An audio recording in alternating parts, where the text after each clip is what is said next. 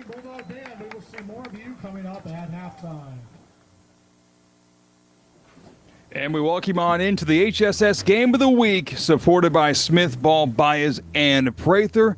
It is FIT action in the 4A to 7A classes, the regional final, and we've got two local teams. The number 1 seed, Dr. Joaquin Garcia Bulldogs, play host to the 5 seed Royal Palm Beach Wildcats. I am Christian Cat on the call alongside the coach Jimmy Bell, here streaming live on YouTube at ESPN West Palm, on Facebook, ESPN West Palm, and on X at ESPN Top 63. Coach, we've got bonus high school football action in 2025. We do, and I'm excited because think about this tournament. Those are just some young people that didn't get a chance to get into the regular tournament, and now they have a chance to still play.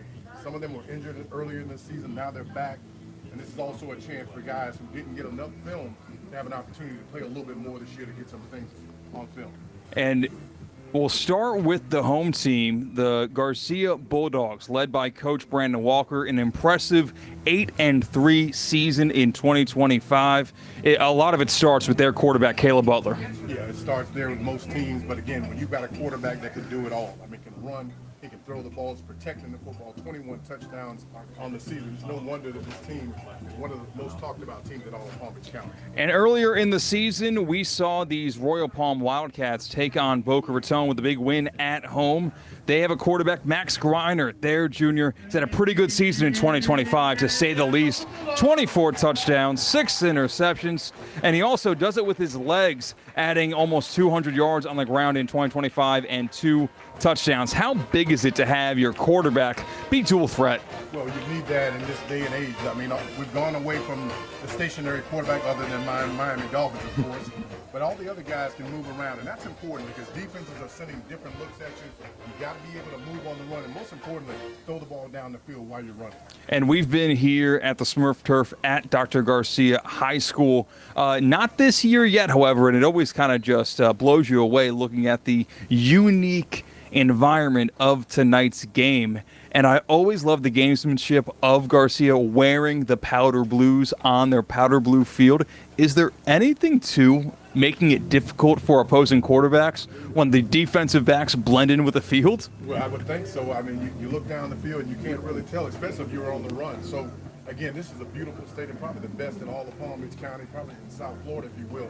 Turf field, I mean, just the amenities are so great. And when you come into this stadium, it feels like home. So, great job here by this administration getting this school together. I'm looking to see some great football tonight.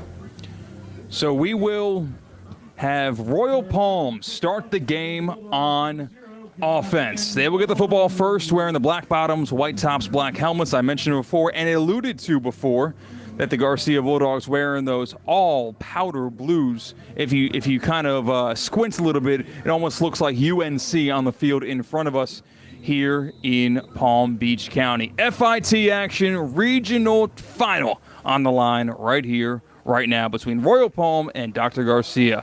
And the kick is away, and we are underway. Returnable ball returned at the 8-yard line. He's going to take it across the 12, 15, 20, sidestep, and eventually brought on down at the 21-yard line. First down, Royal Palm Beach. The return that time was made by Demetrius Roll. You know, we saw this Royal Palm Beach offense a few weeks ago. Again, they're so explosive. Tall wide receivers out wide. They threw a lot of jump balls. And most importantly, they want to get the ball down the field in chunks and try to score on you as many points as they can. They realize they've got to stop Dr. Juan Garcia from scoring tonight, the Bulldogs, because they put up 55 last week. You want to try to keep it real tight. So at the 21 comes the Royal Palm Beach offense. I mentioned before, Royal Palm 7-4 on the season. Garcia 8-3 on the season.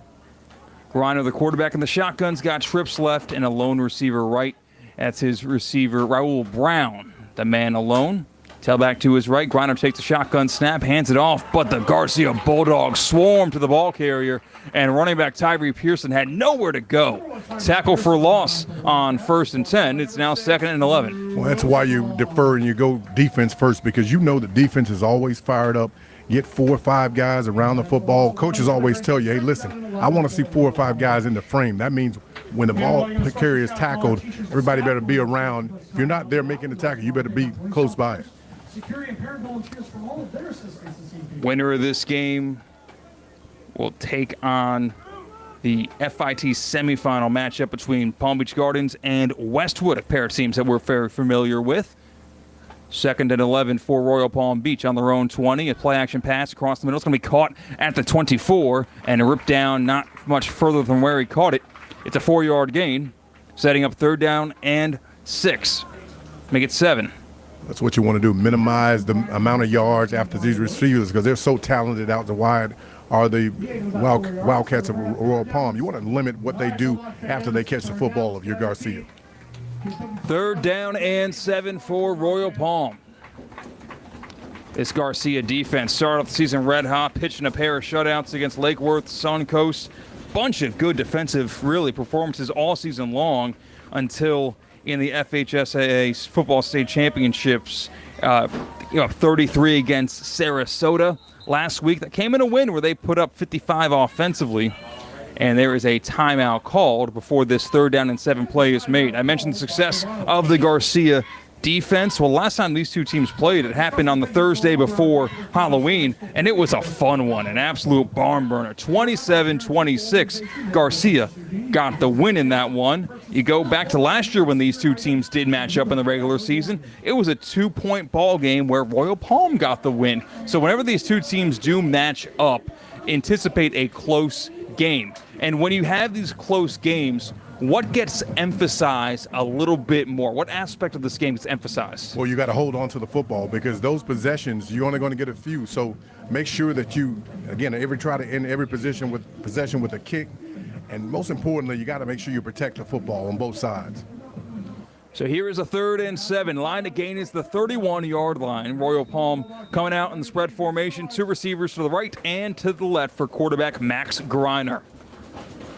The junior Senate caller has some early movement, hard count, and it looked like there was some motion on the right side of the skill players of Royal Palm. A little bit of miscommunication and some antsy wide receivers of Royal Palm. Backs them up 5 yards, and now they're behind the sticks. It's 3rd down and 12. Yeah, usually you get the defense with that, but he got his own guy because, again, you can see the receiver inside the slot. He's going to go outside. Nice little wheel route on that. Looked like it was going to be called, but he moved a little too quickly. So 3rd down and 12. Task got a lot more difficult on that 5-yard penalty. Garcia's got 3 down linemen, and Greiner drops back to pass, looking left, fires a deep ball, go route one-on-one. Oh, what a catch made to the 49. Hauling it on in is James Smith. The senior receiver hauls it in on a 3rd and 12 for a 1st down, brought to you by HSS. And that's what you look for. Look for that one-on-one matchup outside. James Smith stands at about 6'2". He can go up and get the football in space. You throw it up because where he's going to see it, the defensive back may not see it. He can catch the football and got a 1st down on that play. 1st and 10, Royal Palm from the 48 officially. Handoff up the middle. Pearson on the carry. He gains around 5 to set up 2nd and medium. You know, even if you don't get big gainers on these plays early in the game, you got to keep running the football to keep this defense honest, because if you don't, they're going to tee off on you defensively, start bringing blitzes. So as Royal Palm knows, they can throw the ball, but they've got to run as well. 2nd and 5 for the Wildcats. It is a mesh handoff at the middle. Once again, Pearson gets his number called, and he gains 3 more yards. It's 3rd down and 2 coming up for the Wildcats. Man, I feel like I know it's the first drive of the game, but a 3rd and 12 completion, conversion, it feels like he can kind of set the tone and the impact on the game, because you do not want to give the defense that momentum and the satisfaction of an opening 3 and out. Yeah, no doubt about it. Again, you get a short field if you have to punt it away unless you get a great punt. But again, the Wildcats found that one-on-one matchup outside with James Smith. He went up, got the ball in space, and got a huge 1st down for his offense. 3rd and 2 for Royal Palm. Greiner has Pearson, the number 1 running back, to his right. 2 receivers right, lone receiver left, and they give it to Pearson once again up the middle. If it ain't broke, don't fix it. And Pearson is just bodying dudes to the ground. Tyree Pearson's going to go all the way 4-6. You're going to see that one on ESPN South Florida and ESPN West Palm for years to come. Tyree Pearson with a beastquake of his own. Good Lord, what a play. Yeah, that's how you play running back.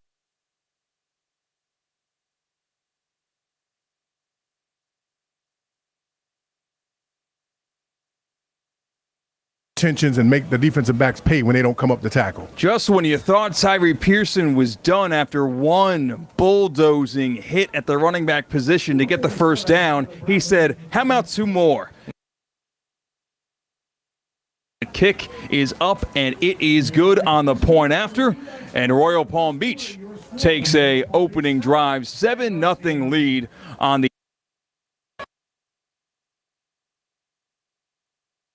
Open in the north end zone. You know you want something. You know you want a cheeseburger. You know you want a Coke. You know you want some water. Go over there for the best food you've ever had at a high school football stadium in Lake Worth. That we can promise you. last time you're going to put those pads on, and tournaments like this grant more opportunities for a place like that. If you go down, easy now, no need if you go down, rock that run, that's how we from. Easy now, no need if you go down.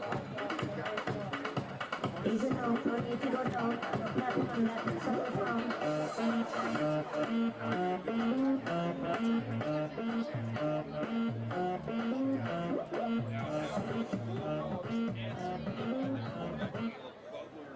Your kick returners for the Bulldogs, number 11, Zion Velma, and number 9, Sherwin Raymond. Very strong. Vincent Lewis, the senior,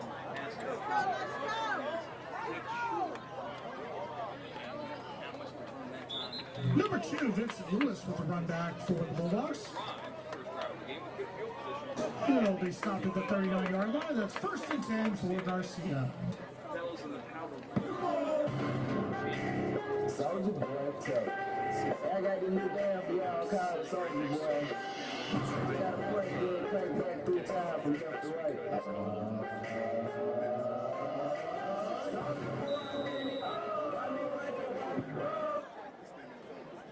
Into the quarterback for the Bulldogs, number 1, Caleb Butler.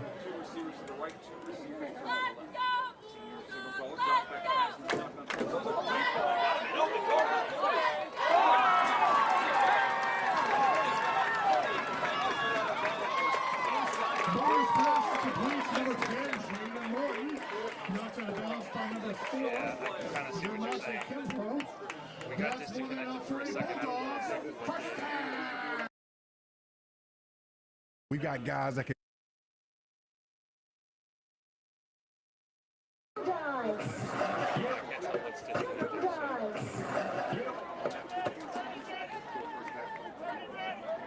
In plus territory, deep down is Garcia. Yeah, I know it's just the camera audio.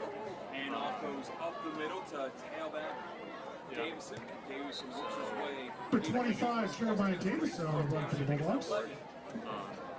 Second We'll down figure for Garcia. something out in a second. A 4-yard carry for the Bulldogs. They'll ramp 2nd down.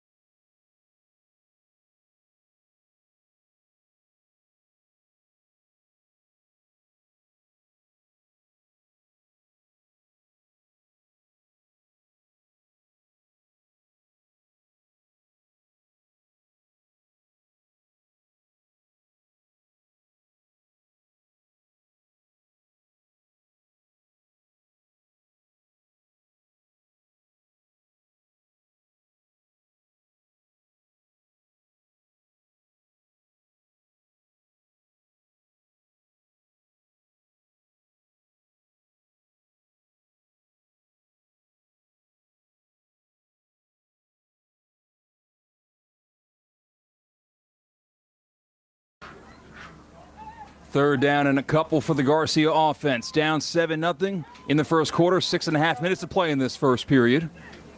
Got to get to the 4 to move the chains. Butler direct snap to the QB. He powers forward, and he's got the line to gain to set up a goal-to-go situation for the Bulldogs. 1st and goal from the 2. Yeah, C-Cat, when you get down in this area, the field shrinks, right? So you don't have as many plays to run. You want to be physical up front. That's where you make your statement. And a timeout is going to be called, brought to you by Sports Certified, powered by Vitacost for the water break. 6:20 to play in the first quarter. It is 7-0. Royal Palm scored a touchdown on their first offensive drive of the game. Garcia trying to answer with one of their own. While we have a break in the action, it's a perfect chance to remind you that Moss Plus by Messi is hydration plus more, simply more. A beverage like no other, made to give everyone, not just elite athletes, an extra boost of positivity and inspiration every day. Created by Leo Messi, Moss Plus delivers a balanced blend of electrolytes with natural flavors, no artificial sweeteners or colors, no caffeine, and only 1 gram of cane sugar. Plus vitamins and even more. No compromise on quality ingredients and an amazing taste. Floridians can purchase Moss Plus by Messi at Walmart or online at mossbymessi.com. First and goal for Garcia. You pretty much have your whole playbook open here, and you just saw how Caleb Butler can lower his pad level and get his team 2 yards with his own strength. Yeah, it's good to have a physical quarterback. Guy can throw the ball down the field, as he proved earlier in the game. He ran the football down to the 1-yard line. This time it's going to be the give. Davison stretching forward. He's in for touchdown. Brought to you by Racetrack. It's a 2-yard scamper in for 6 for Jeremiah Davison. The senior punched it in, and they're a point after away from tying the ball game up with 6:06 to play in the first quarter. Good answer by the Bulldogs. Again, just shocker on that first drive. Royal Palms hits a 3rd and 12. They get a touchdown there on the other end of that, but they come right back down. If you're the Bulldogs, you got to score, keep your offense on the field. They did a great job of moving the ball as well. On for the point after, Gavin Boyd. Been very good in 2025, has Gavin Boyd. If you look at his stats in 2025, 42 of 46 on point afters, and now make that 43 for 47. It's got to be massive to have reliable special teams at this stage of the game. I'll tell you what, that's one of the hidden gems in all of football at any level. If you got a guy that can kick a field goal, make extra points, it seems so, doesn't seem important at the time, but when you get down by 1 and you lose the game because of that extra point, you look back on it and say, wow, we could have worked on that a little bit more. Always focus on that first, early in practice when guys were fresh, making sure that element never was something we didn't pay attention to. And I always feel like head coaches always feel like it's such a luxury to have a guy in special teams, whether he came over from the soccer field or maybe he is currently a soccer player and they just joins them for Friday night football games. Don't need him to hit hard. You just need him to do that one special thing good enough to give an edge to their team that other high school football teams simply don't. Well, Boyd gets his number called again, this time to kick it off for a second time. It's returnable from the 5 and bring it outside the 15, 20. Demetrius into the second level, 35 on his feet, 40, 45, 50. There he goes across the 40, 35. On his feet at the 20 and brought down inside the 20-yard line. Another good return that time. Royal Palm makes them pay. Demetrius roll on the return, and he instantly gives a red zone opportunity for the Royal Palm Beach Wildcats. 1st and 10 at the 16. Yeah, Demetrius looked like he ran out a little gas there. Got a little gas there at the end. That's a long run. Again, ran about 70 yards on that play, gave his offense a great position. Now, what you want to try to do if you're Royal Palm, you got to get paid on the other end of this. 5:51 to play in the first quarter. Royal Palm all tied up with Garcia, 7-7. Max Griner and the Wildcats on offense. They have got 1st and 10 from the 16. A tight end and 2 receivers to the right, lone receiver to the left. Design quarterback run. Griner trying to bouncing it outside of the right side. He's running out of room. Good pursuit of the ball carrier. And the tackle's made, ushering out of bounds by Vincent Lewis. A great job staying disciplined and really containing the mobile quarterback Griner there. We talk every week about containing and making sure you have gap integrity. On that play, the Bulldogs did a great job of stringing it out to the sideline. As you mentioned, you've got to be able to get off a block if you're a defensive end and force the guy back inside, but in that instance, force him out of bounds. That's a 6-yard loss. How about that? A sack that time from Vincent Lewis, putting Royal Palm as quickly as they gained momentum on that massive special teams play, the kick return by Roll. They're now deep behind the sticks. It'll be 2nd down and 16 from the 22. Line to gain is the 6. Griner has the ball on the right hash with a tight end, 2 receivers to the right. Same formation as before, as that receiver to the left side is Raul Brown. Looking to pass, Griner to the end zone, jump ball. It is incomplete, nearly an acrobatic interception played that time by Vincent Lewis, but he was out of bounds, and it's an incomplete pass, 3rd and 16. Yeah, you tell your quarterback, if you're Max Griner, you said, listen, don't throw it that far out of bounds. What you've got to do is throw it to the back pylon to try to make certain that your guy has a chance to get it. On that 2nd and 16 play, there was a legal man downfield against Royal Palm Beach on that pass play, and that'll back them up 5 more yards and replay the 2nd down. So now they are at 2nd down and 21, going the wrong direction. Our head coach Sam Curry's bunch on offense. What you hope is it pushes them out of field goal range, so that's why you accept that penalty. Otherwise, you take that because you don't want to give them more area to throw the football down the field. You know they like to throw the jump ball. Yeah, giving more opportunities for Max Griner to link up with guys like Roll, guys like Mitchell, even Demetrius Gibson. Bunch of different options and weapons. And we just saw James Smith making a great catch on the first drive of the game. Well, here is 2nd down and 21 for Royal Palm. Trips left, lone receiver right. As Griner drops back to pass, looking deep. Throws it to the end zone, double coverage. It's intercepted inside the 5-yard line.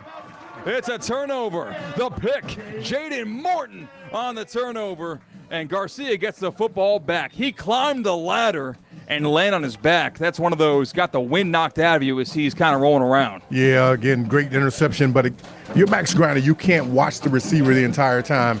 He knew where he was going. You got to be able to move the safety with your head, but what he did was he looked right at him, threw the ball down the middle of the field, and got it intercepted.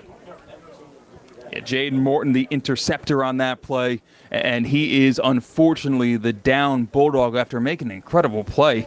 You know, I feel like when it comes to combine time or showcase time, when you're jumping on the ladder to show your vertical, to show all of that, your length and your athletic ability at the course moment, I almost think you don't jump as high as you think you can, because when you're in a real game moment, it's different chasing that football that's high on the roof. When you've got an objective, you can surprise yourself with how high you can get in the air at an athlete like him. Yeah, I agree with you. Again, think about it. I've heard mothers and stories say, listen, my baby was there. I had to lift that car up or whatever. That's what you have to do in that moment, because there's the football. You know you're out there to get it. You go grab it at the highest point. And again, that's that superhuman strength you don't think about until the moment comes. It really was a great play that time by Jaden Morton. Hopefully we see more of him throughout the evening. He's dapping up his teammates. I think he's going to be okay. Just a little bit shaken up on that momentum-shifting play. Garcia with the football back. Butler takes a snap and hands the ball up the middle. Davison on the carry. And from the 3 to the 6 goes that first down play. It'll be 2nd down and a lot more manageable that time as Jeremiah Davison tries to just get his team a little bit more security and run a normal offense without the fear of a negative play ending up being points for the defense. Well, if nothing else, you give yourself some room to punt the football out, because you want to try to move a little bit up. You say you're running on 1st down. If you got a senior quarterback like the Bulldogs, you can take a chance at some point of throwing the ball down the field.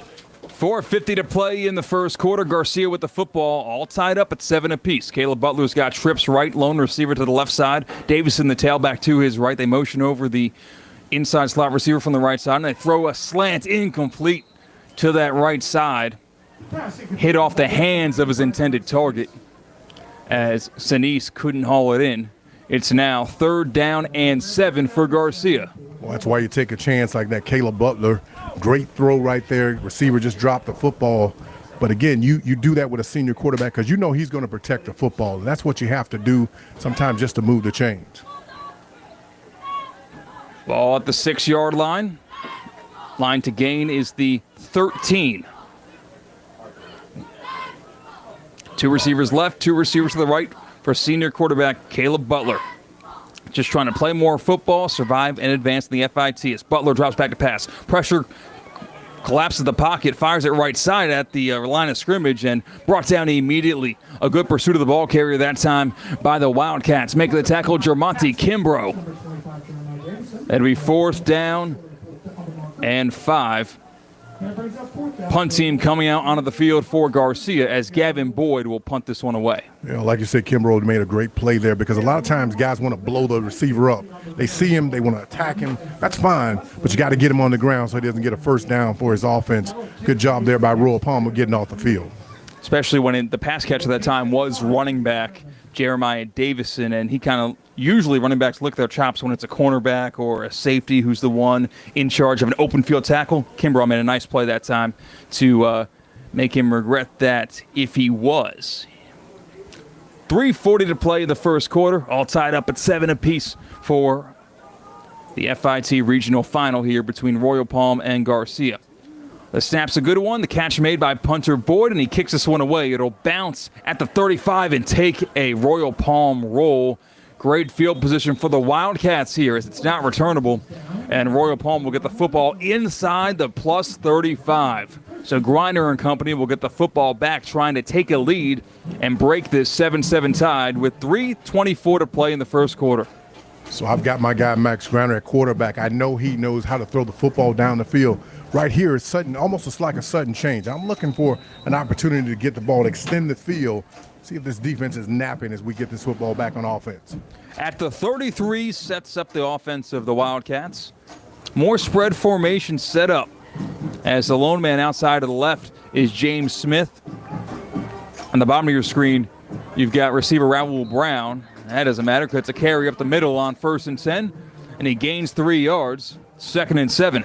Ball moved up to the 31 or so. To make it a gain of 2, it'll be 2nd and 8. You know, you'll run that ball inside a couple of times, and all of a sudden those 2-yard runs turn into longer runs because the defense starts to peek in the backfield. They throw the ball down the field. Offensively, Royal Palm does a great job of extending it with their passing game, so I'm looking for bigger runs as this game goes on. Under 3 to play in the first quarter. Royal Palm with the football. Royal Palm trying to break the 7-7 tie. Trips right, lone receiver left is Smith. Pearson, fake it to him. They throw it right side, wide receiver screen on a tunnel screen. Across the 30, broken tackle, falling forward just short of the 25-yard line. A solid gain on 2nd and 8 to make 3rd down much more manageable for the Royal Palm offense. They got 3rd down and 3 coming up. Yeah, very solid game there offensively, but better job defensively of making the tackle. A lot of traffic there. Royal Palm got a lot of guys out to block, but the Bulldogs were able to get off those blocks and make the play there and keep it to a 3rd down. When you're a wide receiver and you catch those wide receiver screens, do you have to be patient? I feel like it's not go. You kind of got to let your blockers get down the field. Am I wrong? Well, you hope that guy has the patience and then the ability to run after the catch. That's why you throw it to him. But, yes, has to have patience on that. Once he has to have nerves of steel, too, because you're going to a lot of traffic. But once you catch it, get inside that mesh there and try to get a 1st down. Timeout's going to be called before this 3rd and 3 play by Royal Palm. The timeout's called by Royal Palm, and it's brought to you by Sports Certified, powered by Vitacost. 1:51 to play in the first quarter, all tied up at 7 apiece between Garcia and Royal Palm. 3rd and 3 when we come back here on ESPN West Palm.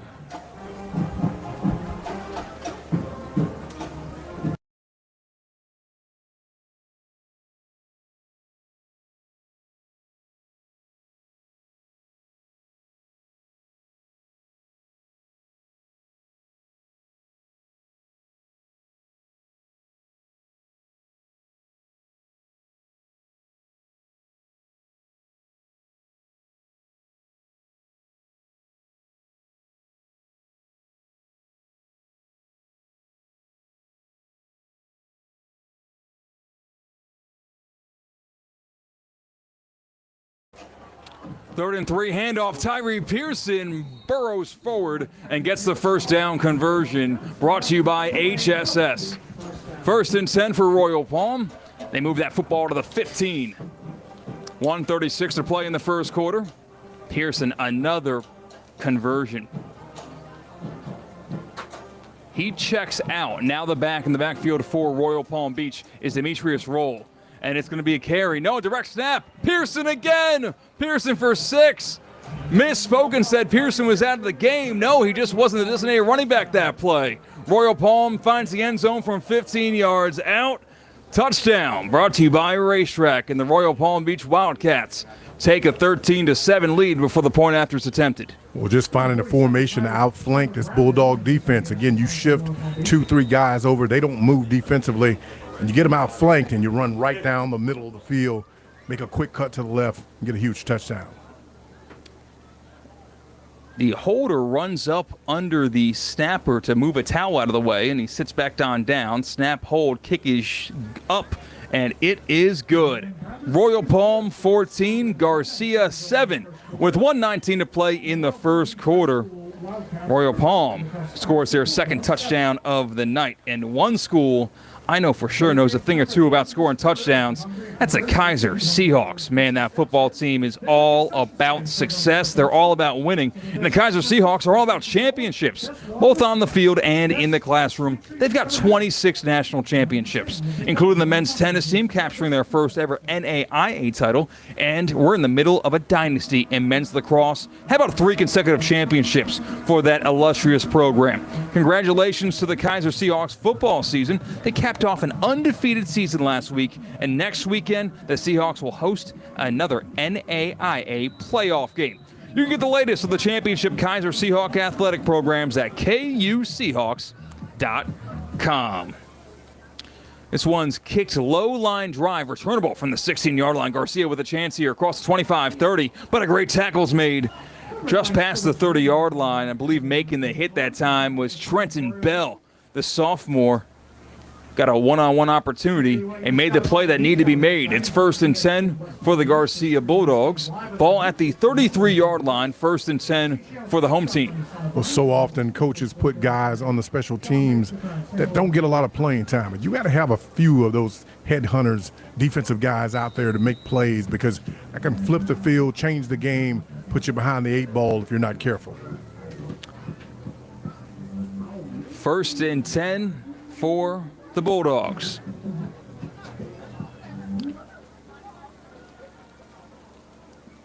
$1:13 to play in the first quarter. Caleb Butler communicating with his sideline on the play call. Spread formation as a senior QB in the shotgun. Takes a snap and is looking down the field. Pocket collapses. He's going to tuck it and run across the 35-yard line. Slides down and gets spotted down at the 38.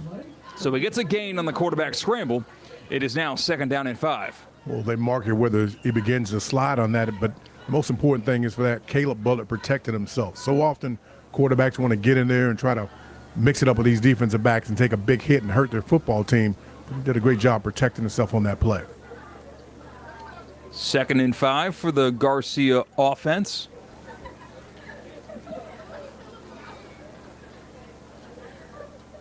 Looks like back in the game, Jaden Morton. Remember, he had an interception and then came out of the game. Probably just got the wind knocked out of him on that pick. He's in the game, which is great news for Bulldogs fans and football fans. Design quarterback run as Butler gets stuffed at the line of scrimmage. No gain. It's now 3rd and 5. You know, I say design quarterback run. I think that might have been a play action, but Butler was very antsy to rip that football out, and he might have decided who that football was going to before the ball was snapped. Yeah, a little too quickly. Again, the defense had made some penetration in the backfield. He wasn't able to get through that mesh. At the end of one, 14-7 the score. Royal Palm on top over Dr. Joaquin Garcia. We'll take a break and be right back here live on YouTube, ESPN West Palm, on Facebook, ESPN West Palm, and on X, ESPN Top 63.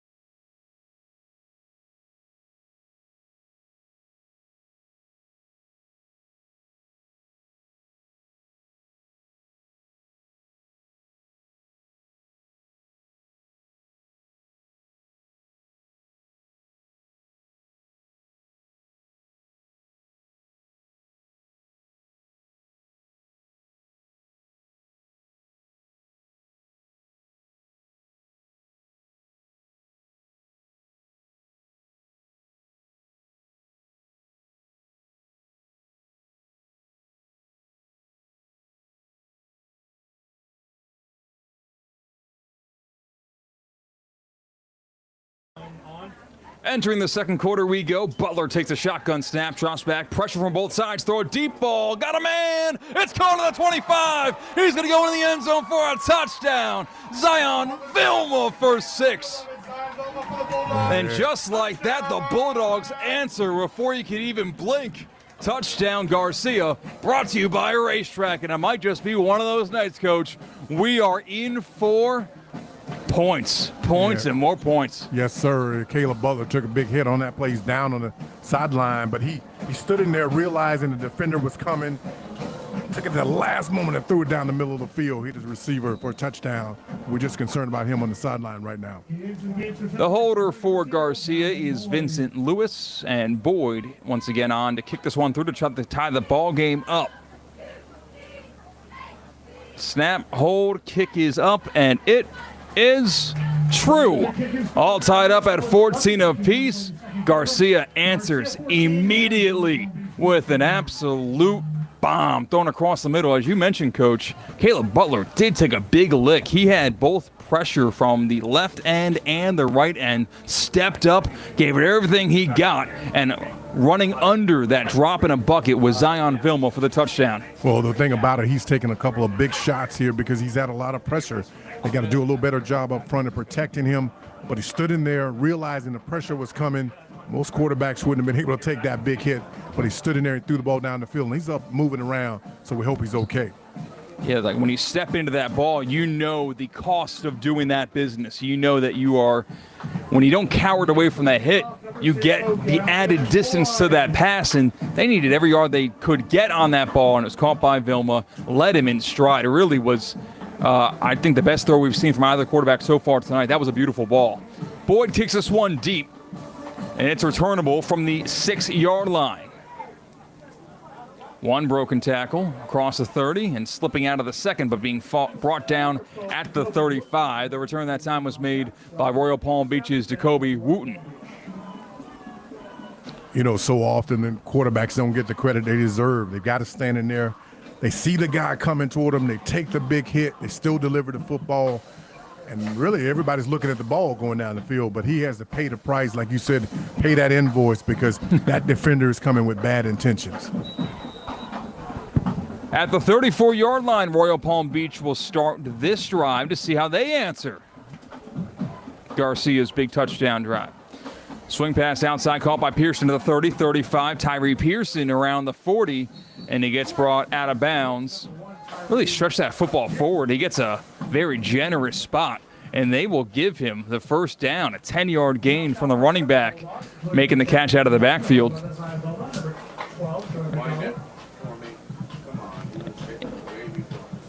And they mark him, maybe, yes, they give him just a 10-yard gain, every bit of it. It's 1st and 10, Royal Palm on the 10-yard gain for Pearson.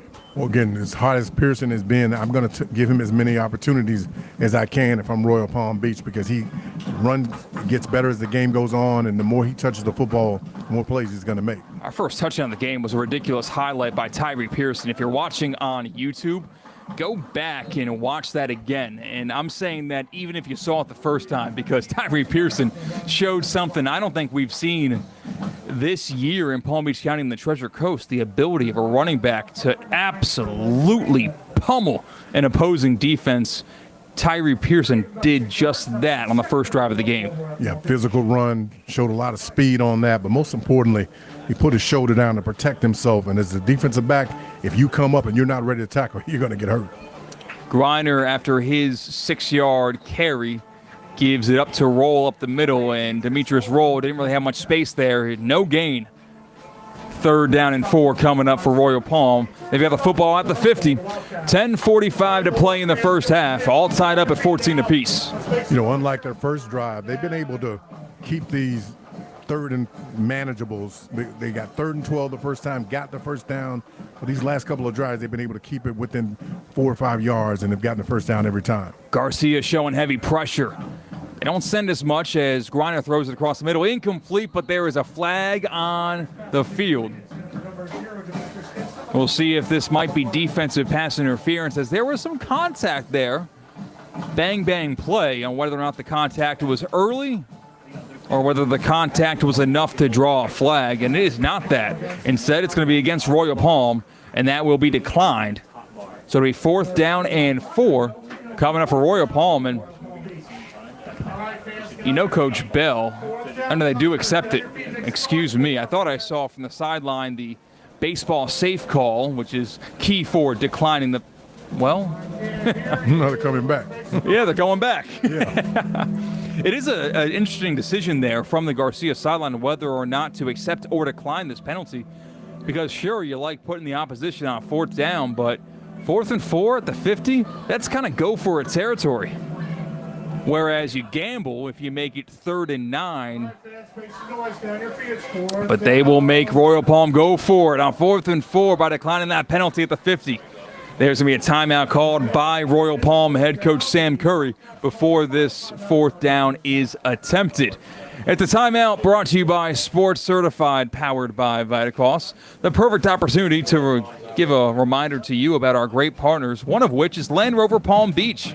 You can lease the brand new 2026 Range Rover Velar P250S, or check out the bold and rugged 2025 Defender 110 P300S. Whether you're going to a game or you're cruising to the beach, Land Rover Palm Beach has a luxury SUV to match your lifestyle. Stop by today. They're located on Okeechobee Boulevard, just past the Turnpike. Or you can take a virtual test drive at LandRoverPalmBeach.com. And hey, if you spot an athlete lighting it up on the field with a Player of the Week worthy performance, slide into our DMs at ESPN West Palm and let us know. Land Rover Palm Beach, above and beyond. So that penalty was declined by Garcia, preferring the loss of down, not the 5-yard penalty instead. Royal Palm's going for 4th and 4. Chips put to the middle of the table. Tie ball game, 14-14 with 10:21 to play in this first half. Griner fires it. It is swatted down and incomplete. Double covered there is Zion Vilma. Knocked it to the ground. Incomplete pass and a turnover on downs. Oh, these Bulldogs coaching staff showed a lot of confidence in their defense there. Actually, that would have been a 10-yard penalty for holding. They decided to decline it and gave Royal Palm 4th and 4. You know, I don't know that I would have done it that way, but hey, it worked out for them. Sure did, and now some good field position for the Garcia Bulldogs. 1st and 10 from midfield. 10:16 reads the clock here in the first half. Thank you for joining us live on YouTube at ESPN West Palm. That's your home for high school sports coverage across Palm Beach County and the Treasure Coast, especially the football action that we will have going deeper into the FIT playoffs and the FHSAA playoffs, the conventional ones. It's a wide receiver screen, going to be called at the 49, across the 50, and brought down at the 46. Morton makes the catch and makes the gain of 4. It'll be 2nd and 6, and another good news there for the Bulldogs. I mentioned Morton was the player that made the interception earlier on in the first half, who was down injured for a little bit, got the wind knocked out of him, but he's back in the game making plays like that. Yeah, fortunate to hold on to that football on that play because he came down so hard on the ground, but had the ball up under him, protected the football, and took away that drive from the Wildcats. 2nd down and 6 for Garcia on offense. Trips left, lone receiver to the right. Quarterback Butler takes a snap, and he hands the ball off up the middle. Davison on the carry and just keeps his legs moving for a gain of around 4. It'll be 3rd down and 2. C-Cat, you talked earlier about that slip screen, or you got a guy inside, blockers are coming out. Let me tell you something. You better be patient on that because both teams run it. But if you're not patient, you can run into one of these big defensive guys, especially these linemen coming, and you'll have an appointment with the trainer on the sideline, I promise you. 3rd down and a long 2. Line to gain is the 40. Garcia with the football in a tie ball game. All 14 all. Ball on the right hash. They motion over the slot man from the right side to the left side. Butler looks in that direction, pumps, tucks it. He's going to run, and he's going to regret that decision. It's a sack. A half-yard loss that time as Caleb Butler gets brought down after he decided to tuck the football and run. 4th down and, well, they actually lose a couple yards on that one. 4th and 4.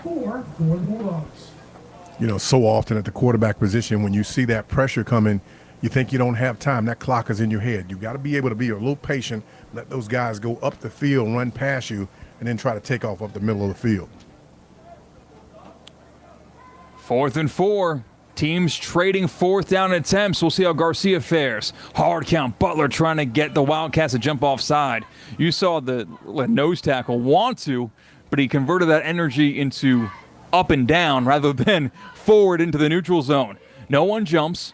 Garcia goes for it. Butler pumps. Butler throws the wheel route. It is incomplete. Oh, nearly a perfect pass thrown, but a better defensive play once again. It was Jerminti Kimbrough on the pass breakup, and the teams trade 4-point conversions unsuccessfully. And Royal Palm takes over. Partner, we never disagree. I got to disagree with you on that one, right? Had he let his guy a little bit, he would have still run to the end zone. You think so, yeah? Yeah, threw it a little short, gave the defender a chance to come in there and knock the ball out. He didn't want to overthrow him, so he kind of took a little bit off of that throw there on 4th down. You got to put it out there in space and trust your guy. So he fit it through a tight window. He did. But a window they shouldn't have thrown it to. That's there we go. Yeah, a little tight there. Again, but you got to be able to give your guy, throwing it away from him, away from the defender, because you give him a chance to catch up to the football if you throw it behind him there. So Kimbrough cashes in on the opportunity. Now Royal Palm trying to cash in on the opportunity. Taking over at the 44, but nothing going there on the 1st down rushing attempt. 2nd down and 10, no gain.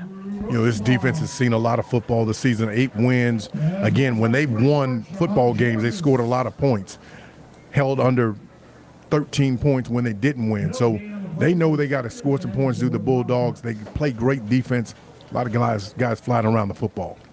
From the 44, Royal Palm on their own half of the field, wearing the black pants, white tops, black helmets. Garcia at home, matching their home turf. 7:10 to play in the first half, all tied at 14. Royal Palm with this football.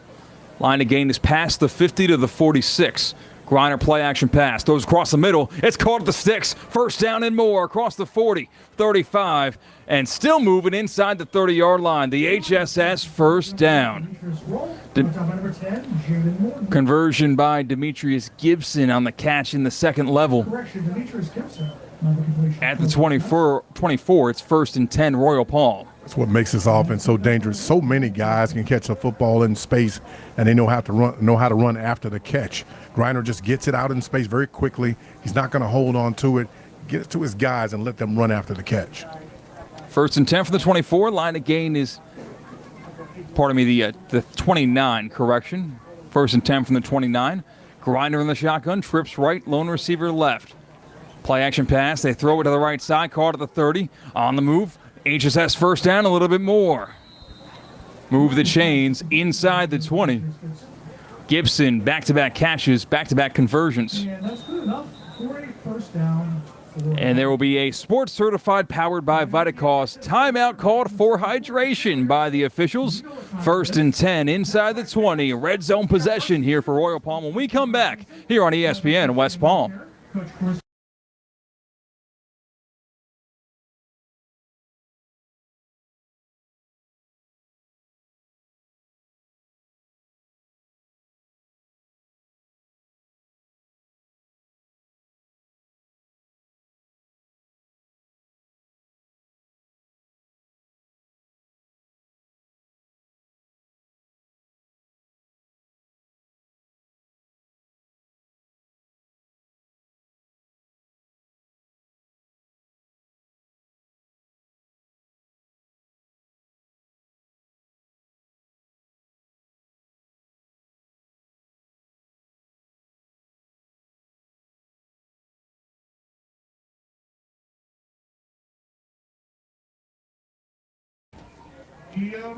Back here out of the sports certified powered by Vitacost timeout. Royal Palm with 1st and 10. Griner hands it off, and Pearson gets bottled up on the 1st and 10 carry. No gain that time. A rarity for Pearson so far tonight in this FIT regional final. 5:45 to play in the first half, all tied up at 14 apiece. Yeah, usually Pearson is moving forward. The thing about it is you got to think about it this way for Royal Palm. No more timeouts here in the first half. So all their plays are going to come in from the sideline. They don't have a chance to adjust if they need to. And they want to try to run as much clock as they can so the Bulldogs don't get a chance to get the football back. Ball at the 17 in the red zone. Royal Palm trying to break the tie.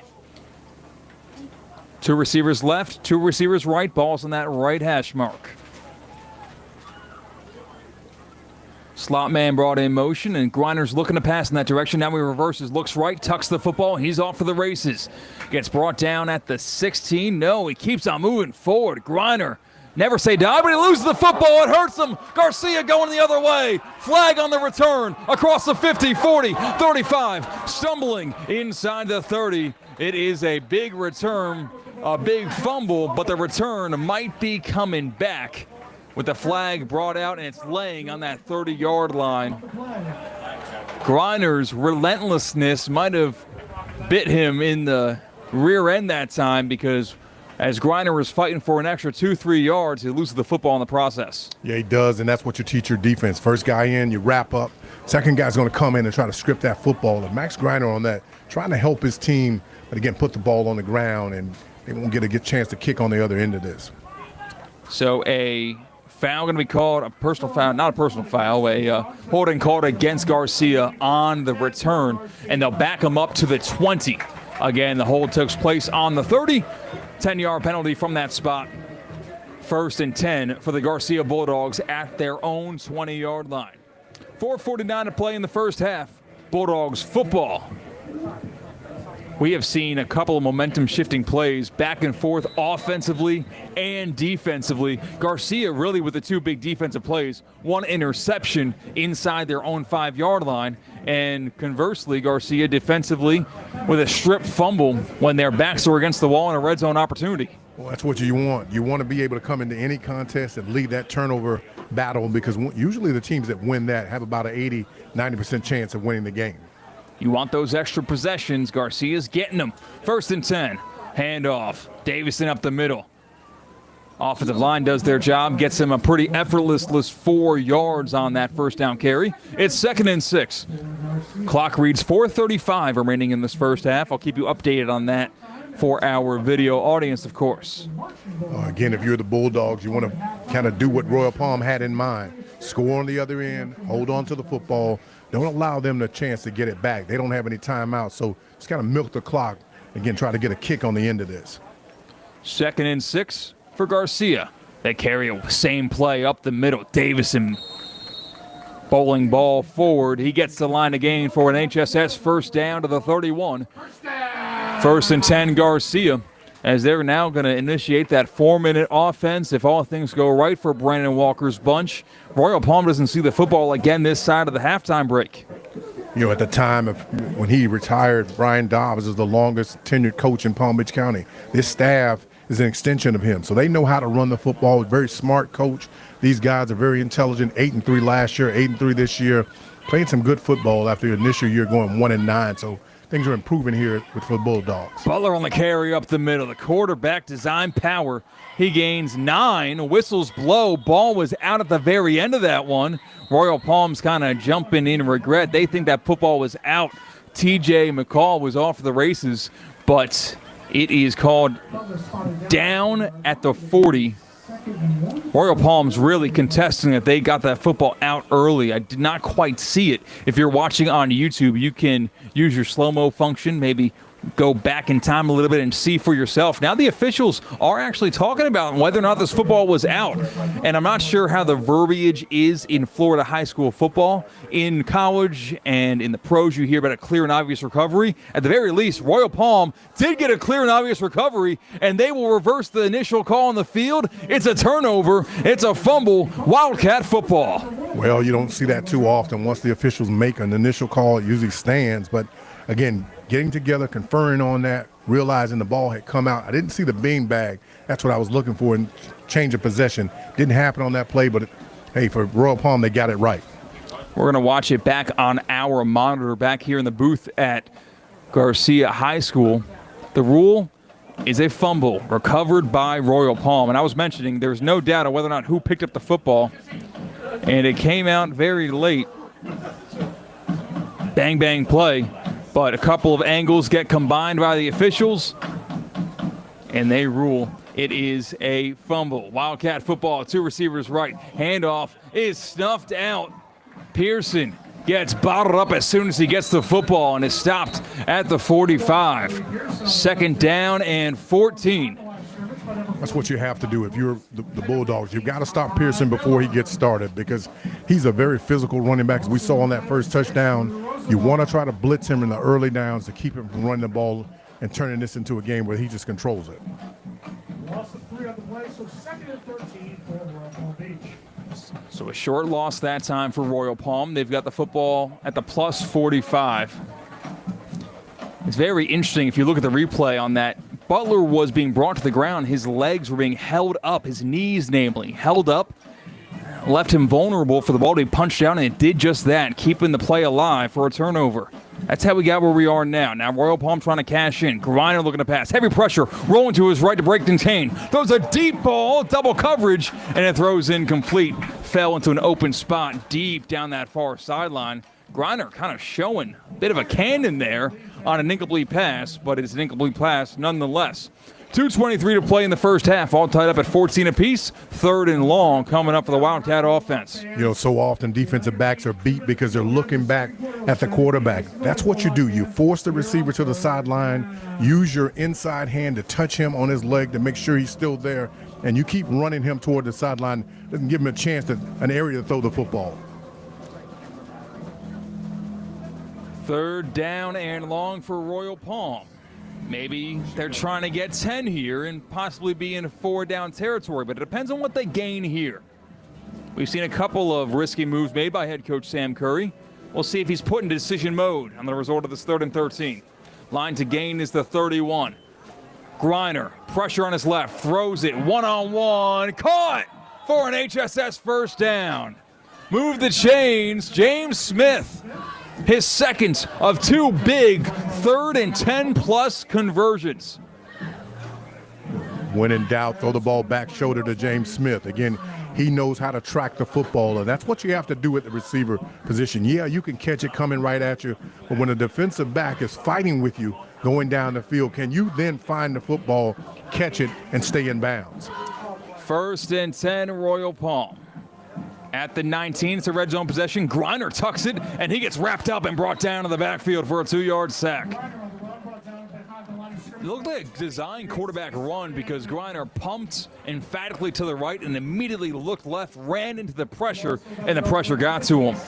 Well, if it is, what's happening up front is the offensive linemen are allowing the defensive guys to go up the field too quickly. So what you want to do is try to give them an invite up the field. And as you do that, the quarterback is going to find that vacant spot in the defense. It's happening a little too quick. Promise to keep you updated on the clock. Under the 2-minute mark, 1:35 when this ball will be snapped. A little bit less than that. 2nd down and 12. A carry up the middle. Pearson on the draw. And Pearson gets stuffed at the 20. 3rd down and long coming up for Royal Palm. The 1st down marker is about the 9.5-yard line. The line of scrimmage is the 20. Well, that's how you stop a guy like Pearson. You have to find a way to get up the field, but you can't miss the tackle because if you do, he's going to make you pay. Be physical if you're the Bulldogs. Find a way to get off that block and get a hat on a hat. Winner of this game plays the winner of Palm Beach Gardens and Westwood. Regional final here between Dr. Joaquin Garcia High School and Royal Palm Beach. 3rd and 11. Griner takes the snap. Rolling right, firing right. It is incomplete. Miscommunication between he and intended target, Raul Brown. It stops the clock with 43 seconds to play in the first half. Yeah, he wanted his receiver to keep going across the field. The receiver stopped. The defensive back was actually in a better position to catch the ball. It was just thrown a little wider so the DB couldn't get there. Ball at the 20. From here it would be about a 37-yard attempt if head coach Sam Curry wants to try his special teams in a tie ball game. Don't see too much movement. They'll be going for it. I'm looking James Smith here. I got to get him the football again in space. He's one-on-one outside. Can we throw it up in the back of the end zone to try to get a touchdown? They're going to press him at the line of scrimmage. He's at the bottom of your screen. Griner's looking his direction. That same route going to Smith, and it's incomplete. Ball leads him too far out of bounds. It's a turnover on downs, and the Garcia Bulldogs take over with 37 seconds to play in the first half. That's what happens. Again, you want to find that one-on-one matchup down by the end zone. Good play call there, but the thing about it, James Smith went a little too wide. He's got to stay inside the numbers to give his quarterback a better angle to throw the football. When you go out too far to the sideline, the ball sails on you as the quarterback throws it down there. So we'll see how much they want to push the luck of Dr. Joaquin Garcia. You do have 37 seconds to play with in a tie ball game. Butler in the shotgun, 2 receivers left, 2 receivers to the right. All T timeouts remain for Garcia. Handoff goes up the middle, and he gains around 7 yards on first down. The clock will roll with no first down gained and no timeout used. 7-yard gain sets up 2nd down and 3. Butler hurries to the line. They might throw this one. They do. Throw to the near sideline. Caught at the 34. Out of bounds just past the 35. It's an HSS first down to the 36. That's what you want to see on first down. What happens? You get a nice run. Now you take a quick pass to the outside. You can take a chance down the field now because you're not so far down in your area. You want to throw the ball down there and get a bad play. So now you try to push it down the field a little bit. Yeah, they might have run too much clock on that first down carry because there's 16 seconds left. They do have a couple of timeouts to use, but you're really now confined to max 4 plays, 3 realistically. Butler maybe trying to go deep. They bring the slot man in motion from the right side. Now trips left. Butler, pressure on both sides. He gets wrapped up and brought down. It looked like by his horse collar. I don't see a flag out. Maybe they judge that he grabbed the jersey and not the back of the pads. It will be a sack. And 2nd and long now coming up for the Bulldogs offense. 8.5 seconds remain in this first half. Well, the reason that horse collar is called, in that instance, it appeared that way, but again, they didn't make that call. But the reason you would do that is you protect the player. When you grab the back of his uniform, jersey, and the shoulder pad area, you can really put a lot of pressure on his back and his area, so you want to protect him if you're the officials. That's why they put that rule into place a few years ago. Yeah, no horse collar called on that sack. Very interesting seeing Garcia decide to use their timeout there as they're going to test the arm of Caleb Butler. You got to be careful how aggressive you get here because it's not like it's 4th quarter, Garcia down by 4, and you've got nothing to lose. You've got something to lose here.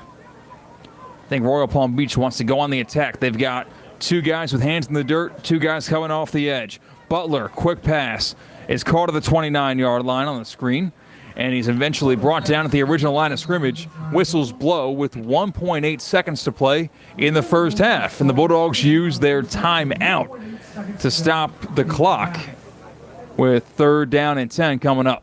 You know, C-Cat, I know sometimes we say the officials missed that one or what have you. They got it right on that horse collar. There wasn't a horse collar. He actually grabbed the jersey and not the back of the shoulder pad, so that was a great call for the officials. Yeah, it's a big those two look so similar. Where you had fans up here, we had us question up here. But yeah, like the blurring the line of how high on the jersey does it become a horse collar? If you grab the nameplate, is that considered a horse collar? It is very bang-bang play. With a couple of bang-bang plays in the past about 5 minutes of real time, one of which a fumble that was called correctly after conferring all the officials. Well, namely, it's got to be inside of the pad, so that's what they're trying to protect the player from. If you grab the jersey, you're fine. Just not grab inside that pad. Out of the sports certified powered by Vitacost timeout. Caleb Butler's got trips left, lone receiver right, kind of like that formation you might see when you play Madden, 4 verts. As Butler drops back to pass, heavy pressure, throws the ball, it's deflected in the air, whistles blow, incomplete pass, and that will be the end of your first half. We've got a good one here, all tied up at 14 apiece. Coming up next, the Safebound Moving and Sorts halftime show, where Cade Shumslin, Theo Dorsey, and Brian Rowitz preview all the playoff action across Palm Beach County and the Treasure Coast. That's right here on ESPN West Palm. It is now time for the regional semifinals, and it is in the FHSAA. I'm your guy, Theo Dorsey, here at ESPN West Palm, joined, as always, by Cade Shumslin on the other side of the glass on the ones and twos, and Brian McLovin Rowitz, ready to get this thing rolling as we are rolling through the FHSAA state playoffs. We started with 19 teams, fellas, and now we're down to 9. And if you ask me, that's just fine. Yeah. That's just fine because that's a lot of opportunities, a lot of bites at the apple for a team to finish the season with a state championship. And also, Kate and I talked about earlier, those 9 teams, none of them playing each other, so we could be biased this weekend. There we go. 9 for 9. That's a beautiful weekend when you're covering area sports, when it's like, all right, no internal conflicts. If we go 9-0, no harm, no foul. Beautiful.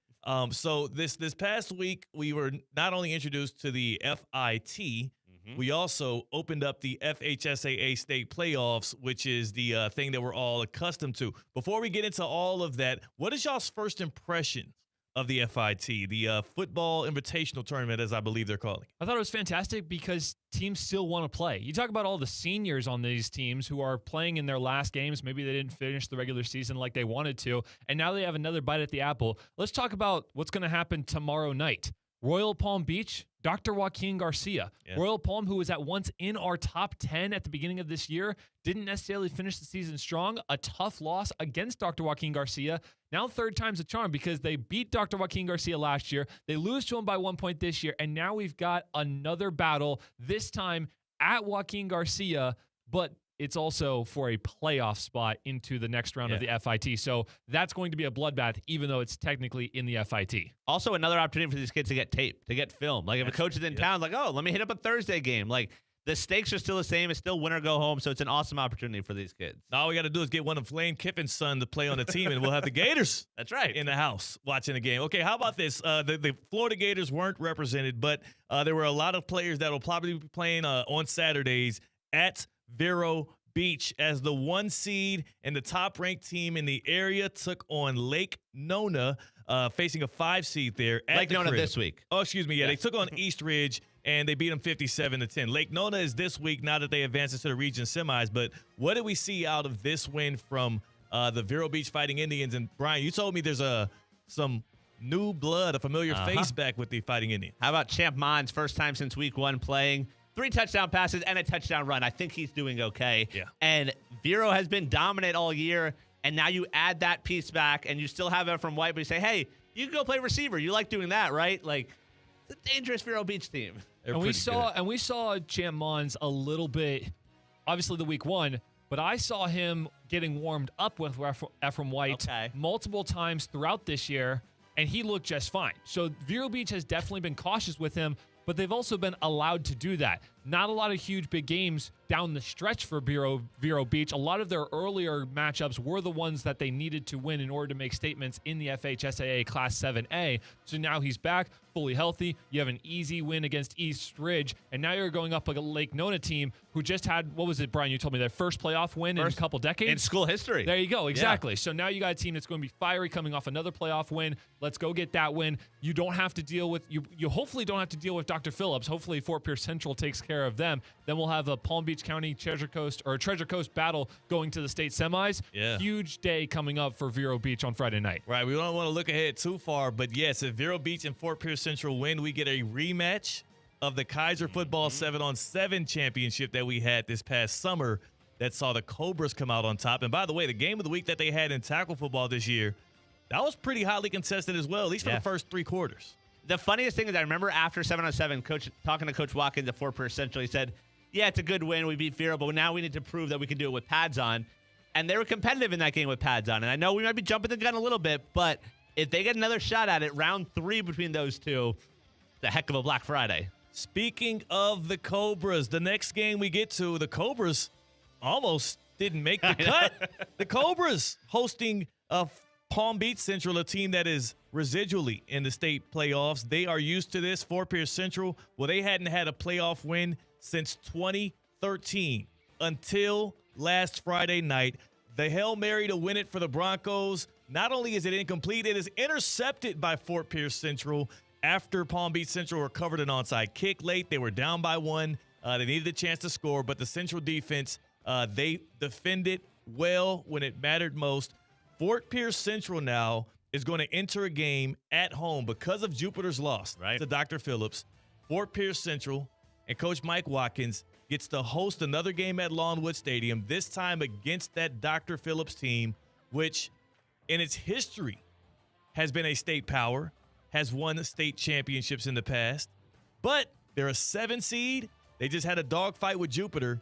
And Palm Beach Central, I don't set lines on these games, but I would say that, Fort Pierce Central should be, if we did set lines on it, favored in this match. Yeah, that's a weird thing. Like, Dr. Phillips is a 7, but I don't know if they're actually a 7. Yeah, they're like not we a saw 7. last year, they knocked off Vero in the regional finals. They knocked off Jupiter last year as well. Like, they rolled through our area. Yeah. Cade, you were at that game last year to see Dr. Phillips. They're a 7, but that's not really a 7. Yeah, they played really clean. Now, I would agree with you guys, and I'm going to jump the gun again right here, but I just saw Spanish River take down a 7 team that historically is not in Western. So Dr. Phillips just could have an off year right now. Class 7A, they take those rankings very seriously, and Fort Pierce Central truly has a great chance to take down Dr. Phillips from Orlando. Yeah, I like Central's odds. They get the game at home.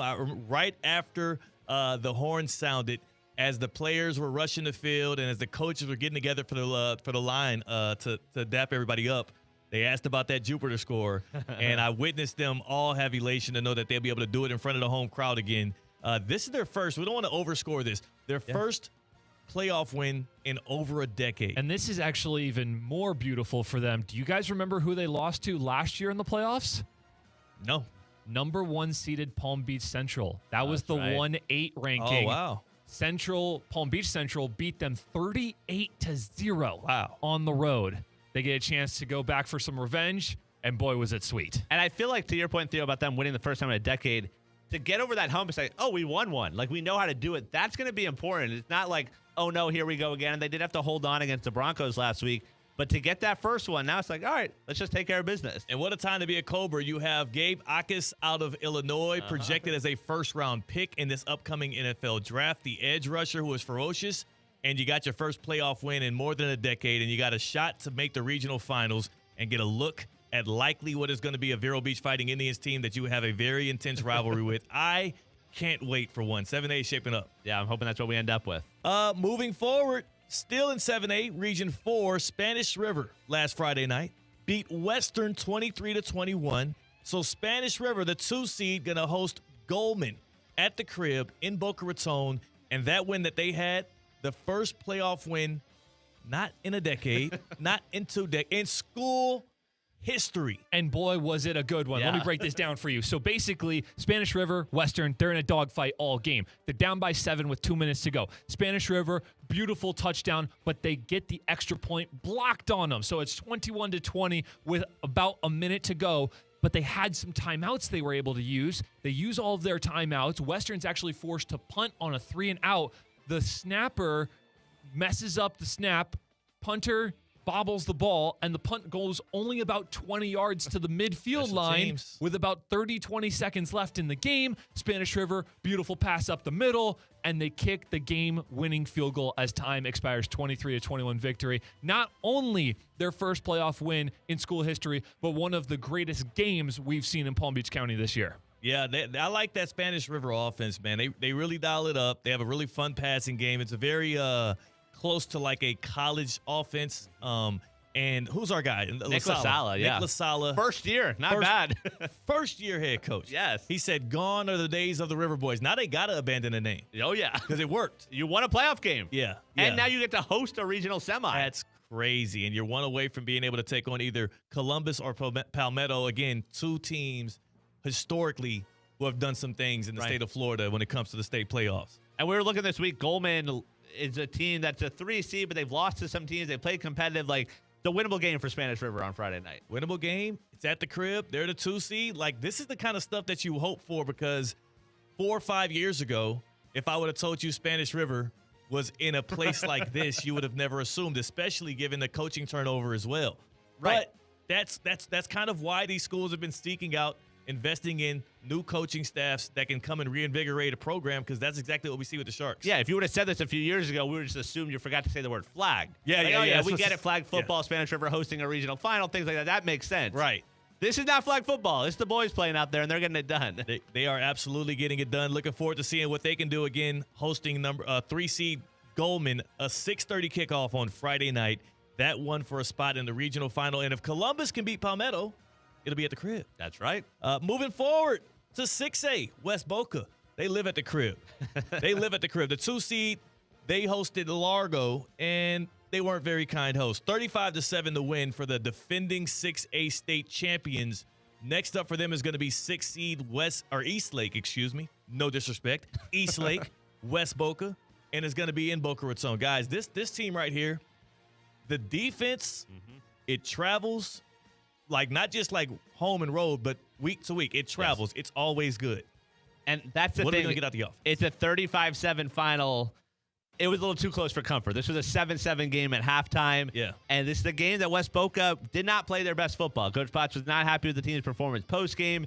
And you look at it and say, hey, maybe it's a good wake-up call. Maybe it's like, we did not play well enough. You turned the ball over 4 times, but you still won by 28. You're still moving on. So maybe that's the wake-up call they needed, because you mentioned traveling. They're the 2 seed. So a win this week, they're probably on the road for the regional finals next week. But taking care of business, that defense, I'll put them up against anyone. Doesn't matter the opponent, because that's going to keep them in games, and that's why they are the defending state champs. It's really going to depend on quarterback play. Yeah. Brian, you said they put up 3 different quarterbacks in this game. They're trying to find someone with an arm. You obviously know Davian Mallory is going to be good, but Largo came into this game and said, Mallory, you're not going to run on us. And how many yards did he have? Like 60-something. Yeah, exactly, right? So if they become one-dimensional in the passing game, West Boca needs to find that number 1 arm right now, and so far they haven't been consistent with it. I'm not saying it's not there. They have some talent. I've seen it. The wide receivers are decent, but they're going to have to trust somebody fully and completely, and in order to go in the future, because I got a good feeling everyone's going to take Largo's formula of shutting down Mallory and forcing them to pass it. Yeah, I mean, you played 3 quarterbacks, and all 3 of them threw at least an interception.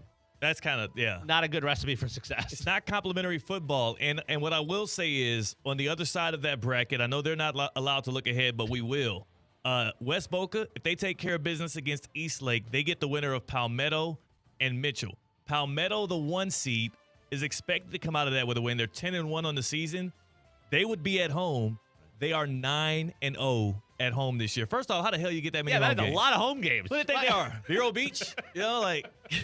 But what I can say is that's a team that's obviously comfortable with playing at home. It is a power. They 419 points forced, only 145 allowed. They have a stout defense as well. Like, this could be one of those 9-7 finishes. Sure, and it would be interesting also because West Boca last year didn't have to leave home.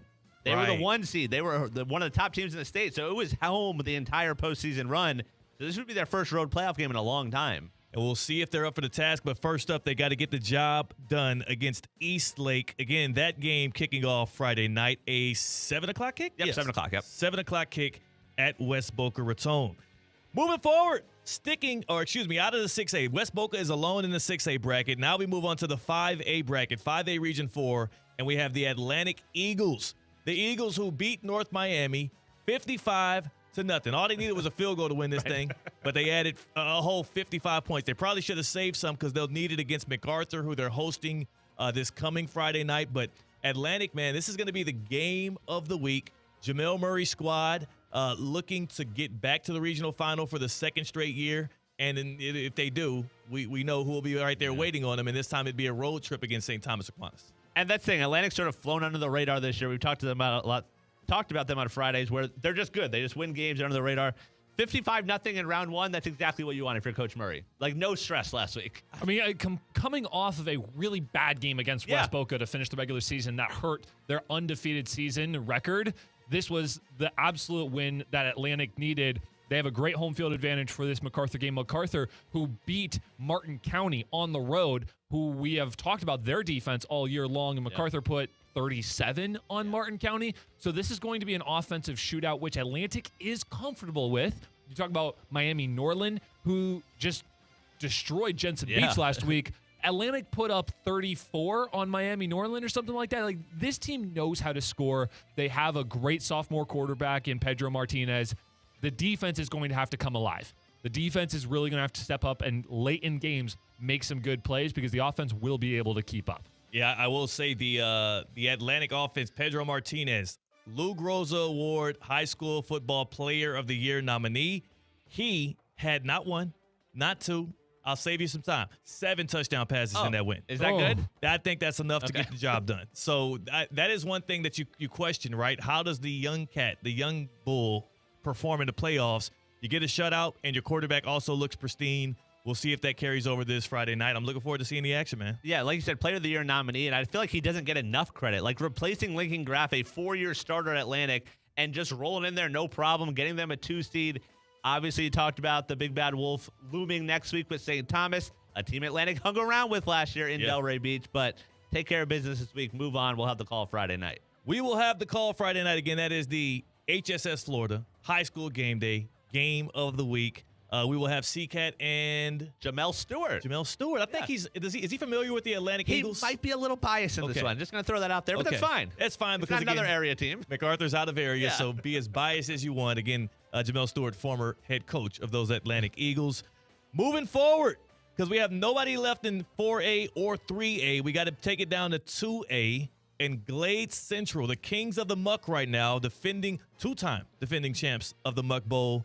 They took down Kings Academy 23-6, their second time playing the Lions this year. This time they do away with them with a lot more ease. This is Glade Central's first playoff win since 2021. Actually, was that last year they got their first playoff win since 2021? They got bounced in the first round. They made it last year, got bounced. This year they get their first win since 21, and now they're going to be on the road at Lakewood in the 2A state playoffs at Lakewood, and the Glade Central team is hungry for some more playoff success. Glade Central, who really found their offense in the second half of that Kings Academy game. So if you want to talk about a good finish, they definitely got the offense rolling, coming off a great Muck Bowl win. This defense has truly come alive at the end of the year. You're shutting down Pahokee completely. You only gave Kings Academy a touchdown in the last game. This defense is going to have to step up because Lakewood, again, another team. You go farther and farther down these playoffs, you're going to talk about teams who know how to put up points. West Boca was the rare case of a championship team last year who won off of defense. High school football, especially in South Florida, usually wins off of offense.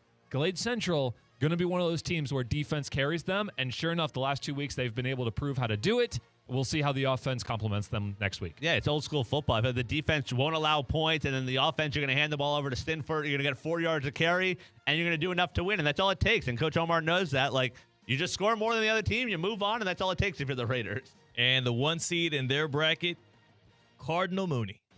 So if they get past Lakewood, they get the winner of Cardinal Mooney and Bishop Verot.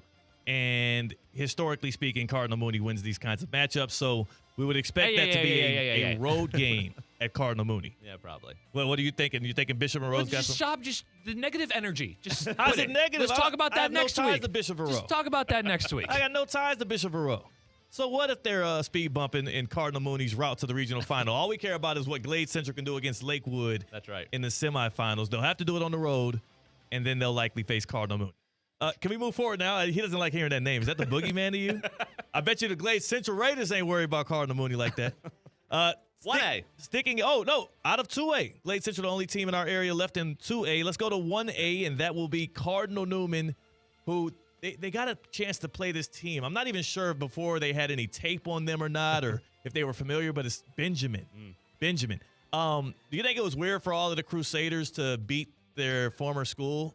And they moved on. They know what they're doing now. Okay. They're part of Jack's squad. Okay. 37-zip. Cardinal Newman wins against Benjamin to open the postseason. Again, a rivalry that has resonated throughout Palm Beach County for at least the past 5 years and more. Now Cardinal Newman going to move on and play the community school, Naples.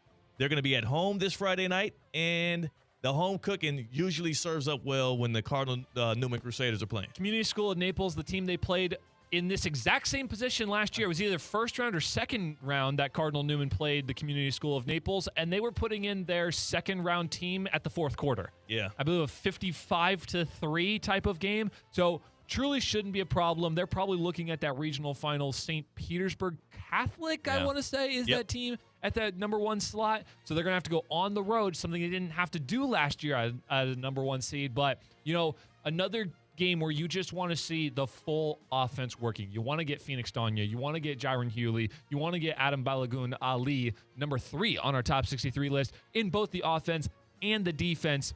When they went up against West Boca with one of the biggest wins of their season, Adam had a huge interception, which really turned the tide for them off of a non-offensive game for them up against that West Boca defense. So you really, again, you might want to try a few things if you're Cardinal Newman in this game, but really just a game like Atlantic had last week of 55-0, another confidence builder before you potentially go on the road. Yeah, I think that can't go understated. Like, just having an easy playoff game is just something these coaches are looking for. Like, you never know what's going to happen. It's high school football. It literally is any Friday night. So to have an easy playoff win just sets you up better for the next round, and hopefully we see that from. You can catch the rest of that awesome episode of High School Game Day with Kate Chelmsland, Theo Dorsey, and Brian Rowitz on this very YouTube channel. Just go on live and scroll back to the episode aired a couple of days ago. No, it was yesterday, actually. Recapping and previewing the high school football playoff action that happened and is soon to come. But here, as we close out the Safebound Moving and Storage halftime report, we're getting ready for third quarter action. 12 minutes on the clock as we enter the third quarter, all tied up at 14 apiece. Coach, you have Garcia getting the football first. They've benefited from 2 massive turnovers, one being a red zone interception, one being a fumble where the opposition, Royal Palm Beach, was driving into the red zone as well. What do you think is the conversation like from head coach Brandon Walker and Garcia knowing they get the football first? We'll continue to tackle the football. We know we can get the football on the defensive side. I'm sorry I went to that first, but I've got to protect my quarterback. You know, he's taking some big shots here in the first half, down on the sideline for about all of 4 or 5 minutes trying to get himself together. So I've got to make sure that Caleb Butler is upright so he can see the pass is completed. This one's kicked deep to the 14-yard line. A returnable for Garcia, but a nice open field tackle made. First man there made the play. TJ McCall, the junior strong safety and special teams player, makes a tackle, and Garcia will get the football at the 25-yard line. 1st and 10 Bulldogs. Again, thank you for joining us live on YouTube at ESPN West Palm. You should hit that subscribe button because you will have game highlights posted from across Palm Beach County and the Treasure Coast on all of the high school football action. You do not want to miss a minute of the action. You can do that by subscribing to this YouTube channel. Trips right, lone receiver to the left side. Man brought in motion. Now there's 2 receivers on either side. Handoff goes to Davison up the middle. Davison bashes forward, and from the 25, he gains 3 for 2nd and 7. You know, it's important that here in the second half, the Bulldogs find their rhythm offensively. They ran the ball well at times in the first half, but it wasn't consistent. They've got to be able to protect their quarterback, run the football, and continue to play great defense as they did in the first half. 2nd down and 7. Line to gain is the 35.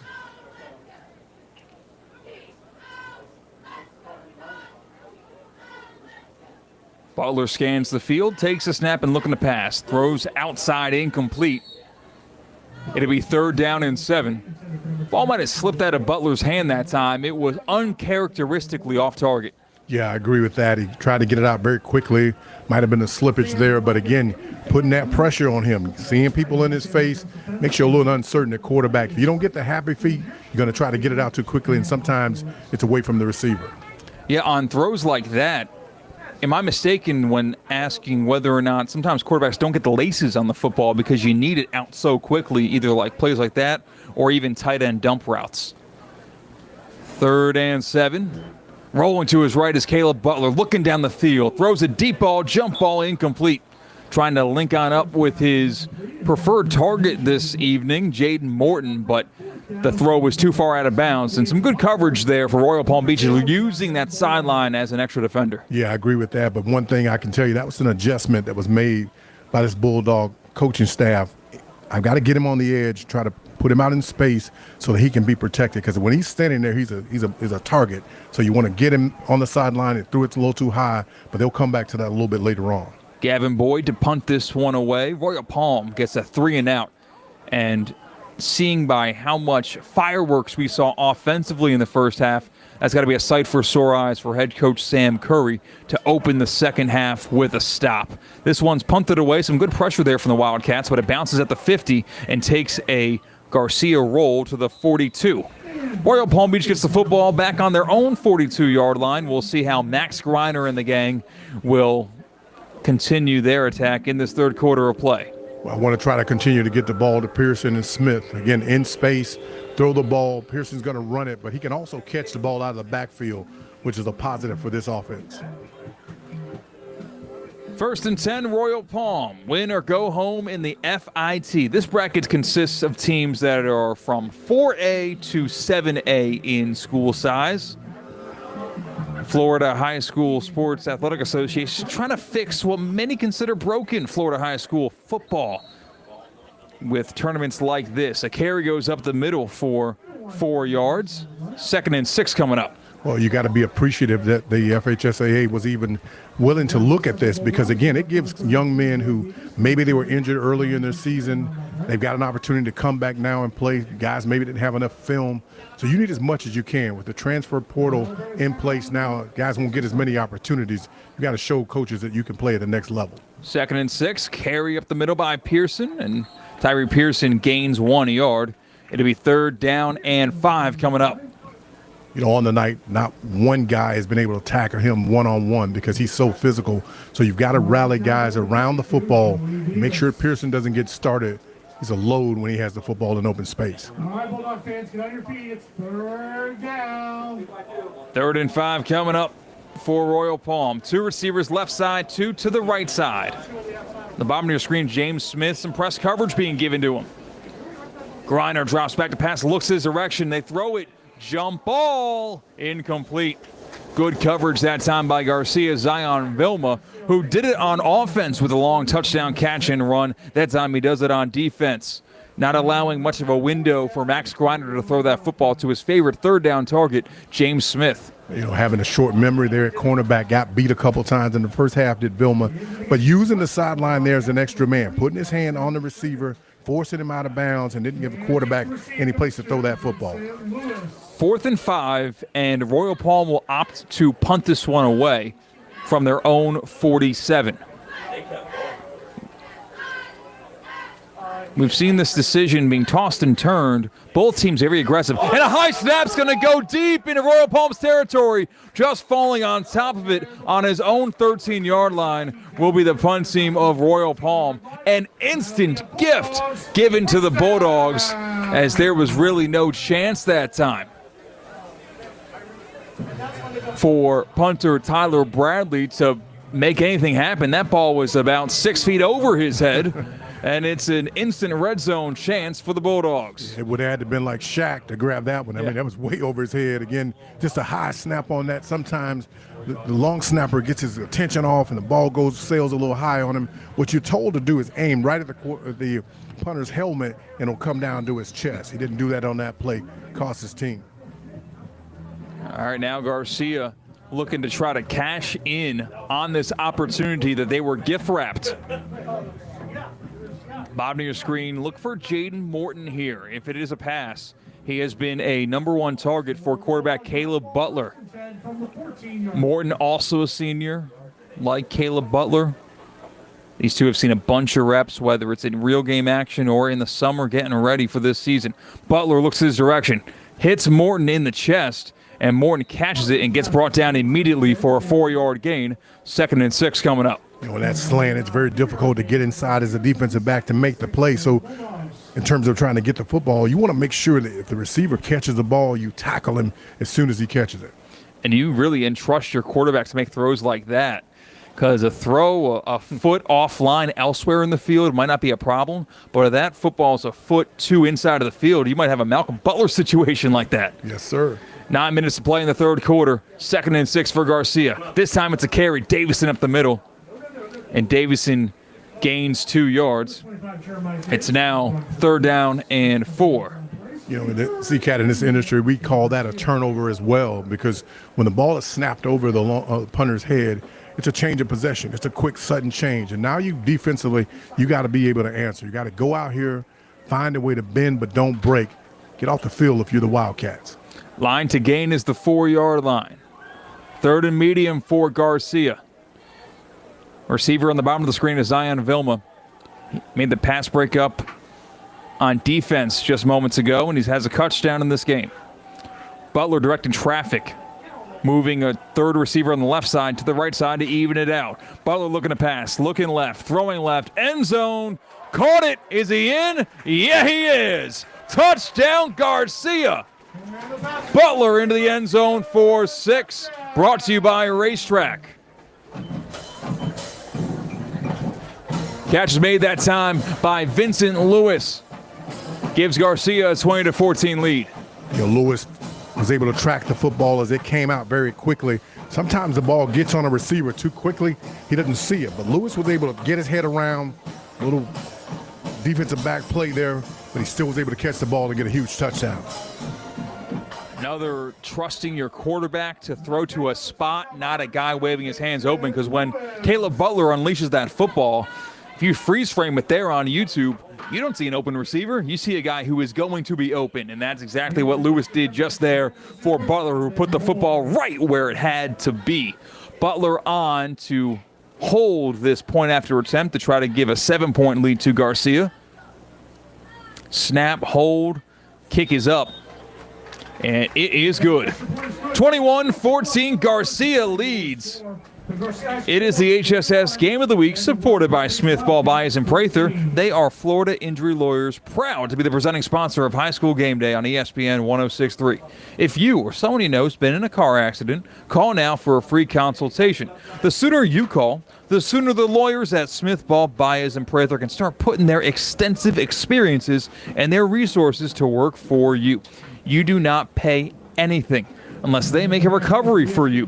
You can call right now. The number's easy. 500-HELP. That's 500-HELP. With Smith Ball Bias and Prather, help is just a local phone call away. Offices are located in Palm Beach Gardens, Boca Raton, and Port St. Lucie. Thank you to Smith Ball Bias and Prather for being the supporting sponsor of High School Game Day. 8:04 to play in the 3rd quarter. Garcia cashes in on a bad snap on the Royal Palm punt. Was gifted a red zone opportunity, and they cash in with a Butler to Lewis touchdown catch. This one's kicked short. It's returnable from the 29. Broken tackle across the 30 and brought down to the 39-yard line. Got shifty guys littered all across the special teams of Royal Palm, where he's not your first option to tote the football, but for a second there, Kamari Thomas, the freshman cornerback, made one guy miss, and you almost thought he had a lane there. Well, think about it this way. These teams have seen each other this season, so you kick it short to try to make certain that they don't set up their return. However, sometimes it backfires on you because, as you mentioned, you've got talented guys throughout that special teams can also return the football if they have to. Ball on the left hash, 1st and 10 from their own 39 for Royal Palm. Max Griner has got a bunch of guys close to the line. They motion over, roll, high snap, broken play. Griner tries to make something out of nothing. He's fighting forward and loses 2 yards. It'll be 2nd and 12. Yeah, what you'd like to see on that is Griner hold the football high and tight, close to his body. Lost one in the first half. Defender came in and snatched it out on that play. He was trying to fight for more yardage, but he cost his team an opportunity to at least get a field goal. 7:30 to play in this 3rd quarter. Garcia has the lead. 21-14 the score. Griner in the shotgun, motions over a man from the right side to the left. They look in his direction, but instead across the middle, Smith was open, but they throw it a little bit too low to him. It's incomplete. 3rd and 12 coming up. I think the fake in there, Griner tried to make a good fake, held it a little too long, threw it behind Smith. Had he hit him in stride, he'd probably still be running because he's a fleet-footed receiver. The safety was out of position, ball right in the middle of the field. So a position that Royal Palm's been several times tonight. 3rd and long behind the sticks. And twice we saw that previous target, James Smith, make a catch, make a conversion. It's going to be 1v1 him versus Zion Vilma. Watch your bottom of the screen as Griner drops back to pass. Looks the other direction, throws it right side. It's caught at the sticks. No, it is not. Oh, it hit the chest, hit the arms of receiver Raul Brown, but he could not haul it in. That is certainly one Brown would like to have back. Incomplete pass, 4th and 12 coming up. You got to think that you're right because, again, maybe Royal Palm goes for it there. They've been gambling all night long. They realize the momentum is starting to shift to the side of the Bulldogs. You got to find a way to keep your offense on the field. They didn't do it on that drive. So punt team on the field for Royal Palm. Remember last time that high snap gave Garcia great field position. This is a good snap this time. Caught and punted away. Returnable. No, fair catch. Caught at the 31-yard line. Garcia wanting a fair catch interference. No flag taken out. Ball at the 31. 1st and 10 for Garcia. 6:53 to play in this third quarter. You know, for the Wildcats, it's good the officials didn't make that call. That's a 15-yard if he makes that. So, again, that fair catch interference, it protects the return guy. You got to see that coming down, see his hand going up. Could have called that on that play. Good thing they didn't. Snowbirds, welcome on back. Time to trade your coats and hats for swim trunks and sunscreen. Get your home ready for company. How? With Culligan water. Before the family arrives and the toasts begin, make sure your home's water is in top shape. Hard water, hidden minerals can leave spots on dishes, dull your laundry, and dry out your skin. Not exactly festive. The holidays are stressful enough as it is. Let the experts at Culligan worry about your water so you don't have to. Schedule your free water test today. Visit Culligan.com or just say, "Hey, Culligan man." Caleb Butler dirts that one to avoid a negative play. It'll be 2nd and 10 from the 31-yard line. Thank you so much for Culligan for supporting high school athletics across Palm Beach County and the Treasure Coast. Of course, visit Culligan.com to schedule your free water test today.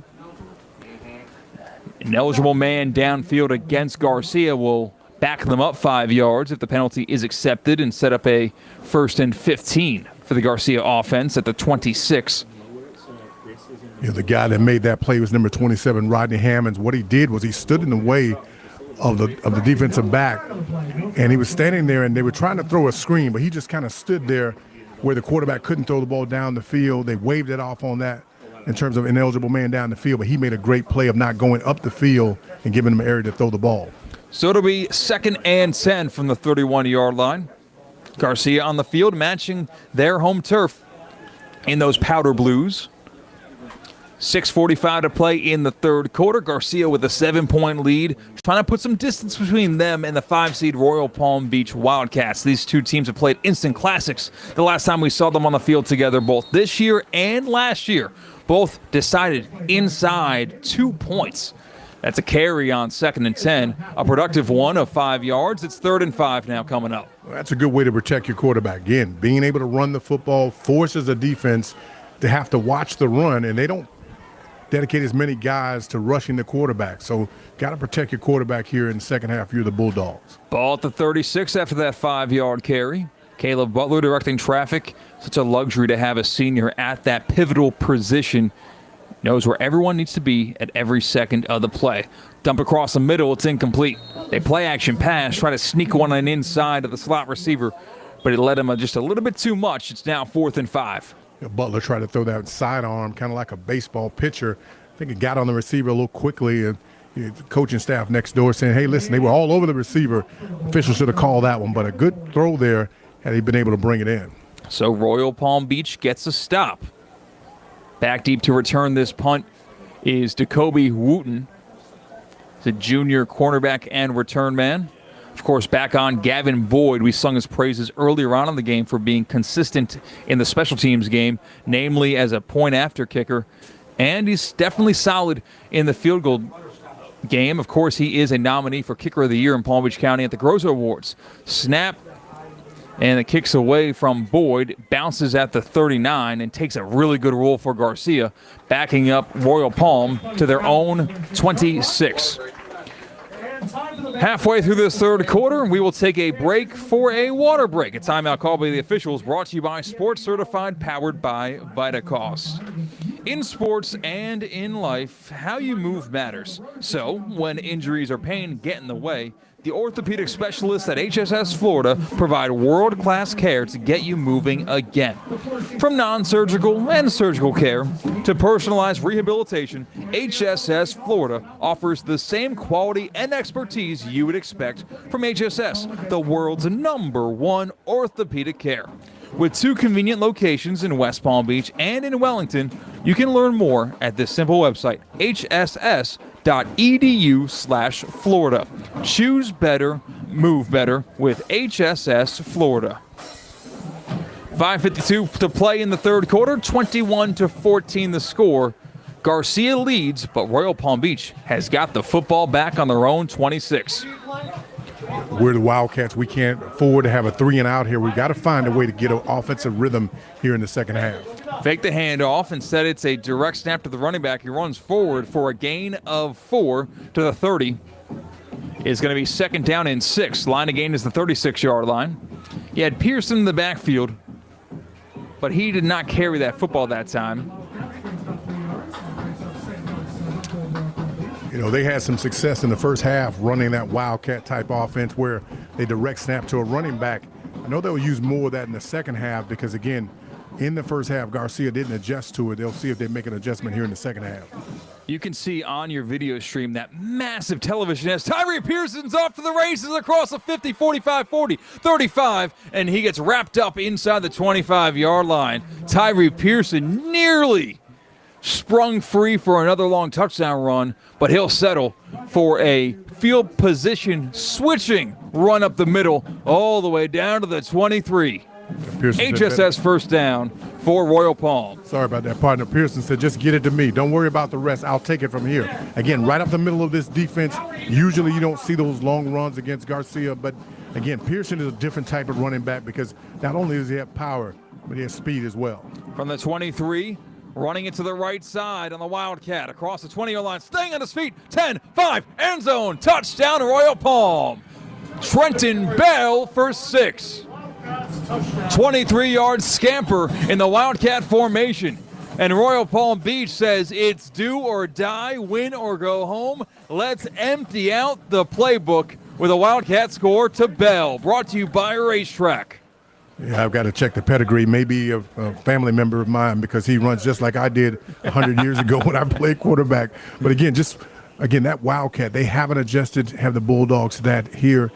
Didn't in the first half, haven't done it here in the second half, and Bell goes around the right end for a huge touchdown. Trenton Bell is a sophomore, stands at 5'10", 179, and the Royal Palm Beach Wildcats are a point after away from a tie ball game. Pearson sets up the Wildcats in a plus territory, and then Bell did it from there. 4:36 to play in the third quarter, and there is an injured Bulldog on the field, and judging by the training offered to him and the assistance offered to him, it looks like one of those cramping situations, which is always the best case scenario when you have a down football player. Yeah, this time of year, you don't expect it, kind of a cool night, but hey, listen, the body is different. It's adjusting to this temperature. Guys are still have a lot of adrenaline going. Got to get hydrated before the game. We always told our guys to drink a lot before the game. Don't wait until game day because it's too late then. You know what decision has to be made by anyone who supports high school football across Palm Beach County and the Treasure Coast? You got to stop at a Racetrack and get your hydration. Maybe there. Racetrack has 7.5 million people strong. Choose Racetrack every single week. They are your one-stop shop for your football Thursday or Friday nights. They're your one-stop shop for your tailgate party. Racetrack supports local high school sports across Palm Beach County and the Treasure Coast. They've got everything you need. They have a style of convenience called whatever gets you going.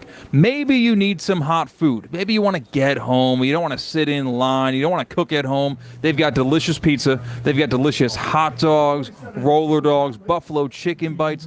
Racetrack has it all. They also have a brand new special, a $4 breakfast meal deal. Breakfast sandwich, hash browns, small coffee for just $4 at Racetrack. Snap, hold, kick is up, and it is good on the point. After following up that Racetrack touchdown, Royal Palm Beach ties the game up at 21 apiece, and Racetrack is a proud sponsor of high school athletics across Palm third quarter, 20. What have you seen so far through about 8 minutes of play in the second half that might have been different from what we saw in the first half, if anything?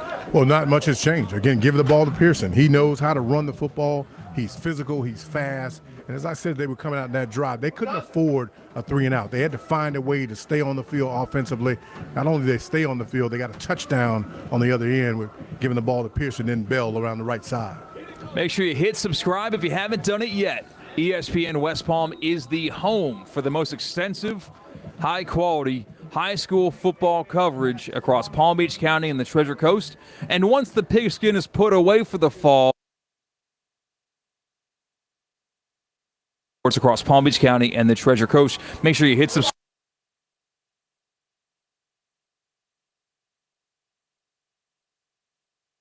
Out of bounds inside the 25-yard line. What a return from the Bulldogs as Sherwin's Raymond immediately gives a scoring opportunity to Dr. Joaquin Garcia High School. Ran from the far back corner to the near front corner of the field, and Dr. Joaquin Garcia once again starts with great field position. They've got the football at the 22-yard line thanks to a beautiful return from Sherwin's Raymond. Not only used his tackle breaking abilities, but really showed off some speed. Well, I think if I'm in Wildcats, I'm going to take a page out of the book of the Bulldogs, and I'm going to kick it short because, again, that's the second time tonight you've seen a huge return. You've got to find a way to take that ball away from them by pinning them back deep. They haven't done that here in the first or the second half. First and 10, Garcia trying to break the 21-21 tie with 4:24 to play in the third quarter. It's a direct quarterback snap and run. Power right side. Butler trying to enforce his will. He gains 4 yards. It's 2nd and 6 inside the 20 for a red zone possession. Well, that's nothing. You can't coach that. Again, just Caleb Butler is taking some big, huge shots tonight, but he's still running the ball in there, putting his shoulder down, physical at the point of attack as a quarterback. You don't see it too often in quarterbacks. They're usually pretty boys, but he's a physical guy. He can also throw the ball down the field. Buffalo transferred on over here to Garcia a couple of years ago, and this has made a home with this offense. 2 receivers left, 2 receivers to the right. Davison to the left at the tailback position. 2nd down and 6. Butler looking to pass. Throws it at the 5. Caught. End zone. 6. It's a touchdown for Garcia. Once again, Vincent Lewis finds the end zone for 6. It's all brought to you by Racetrack. And Garcia takes a 27-21 lead with 3:32 to play in the third quarter. Beautiful throw there by Butler. I think he's kind of giving the Wildcats a little fakeness about him because it looks hurt, right? All of a sudden he comes out, his chest's hurting, stomach's hurting. Forget about that. He's just standing there throwing darts all night long. He threw a great ball on that play, put it right where his only receiver could catch it. Lewis is the holder here. Takes a snap, hold, kick is up. And it is good by Gavin Boyd. 28-21 the score. Garcia regains a 7-point lead here in the waning moments of the third quarter. I told you the Safebound Moving and Storage halftime show gave us coverage across Palm Beach County and the Treasure Coast for the FHSAA playoffs, and we love Safebound. But not all moves reflect your lifestyle. At Safebound Luxury, they provide white glove services tailored for high-end homes, fine art, and designer furnishings. Their expert team ensures every piece is packed, transported, and placed with precision and care. If you're relocating a residence that deserves more than just the basic move, schedule your private consultation today at safeboundluxury.com to experience the difference. It's not just a move. It is the art of moving with Safebound Moving and Storage.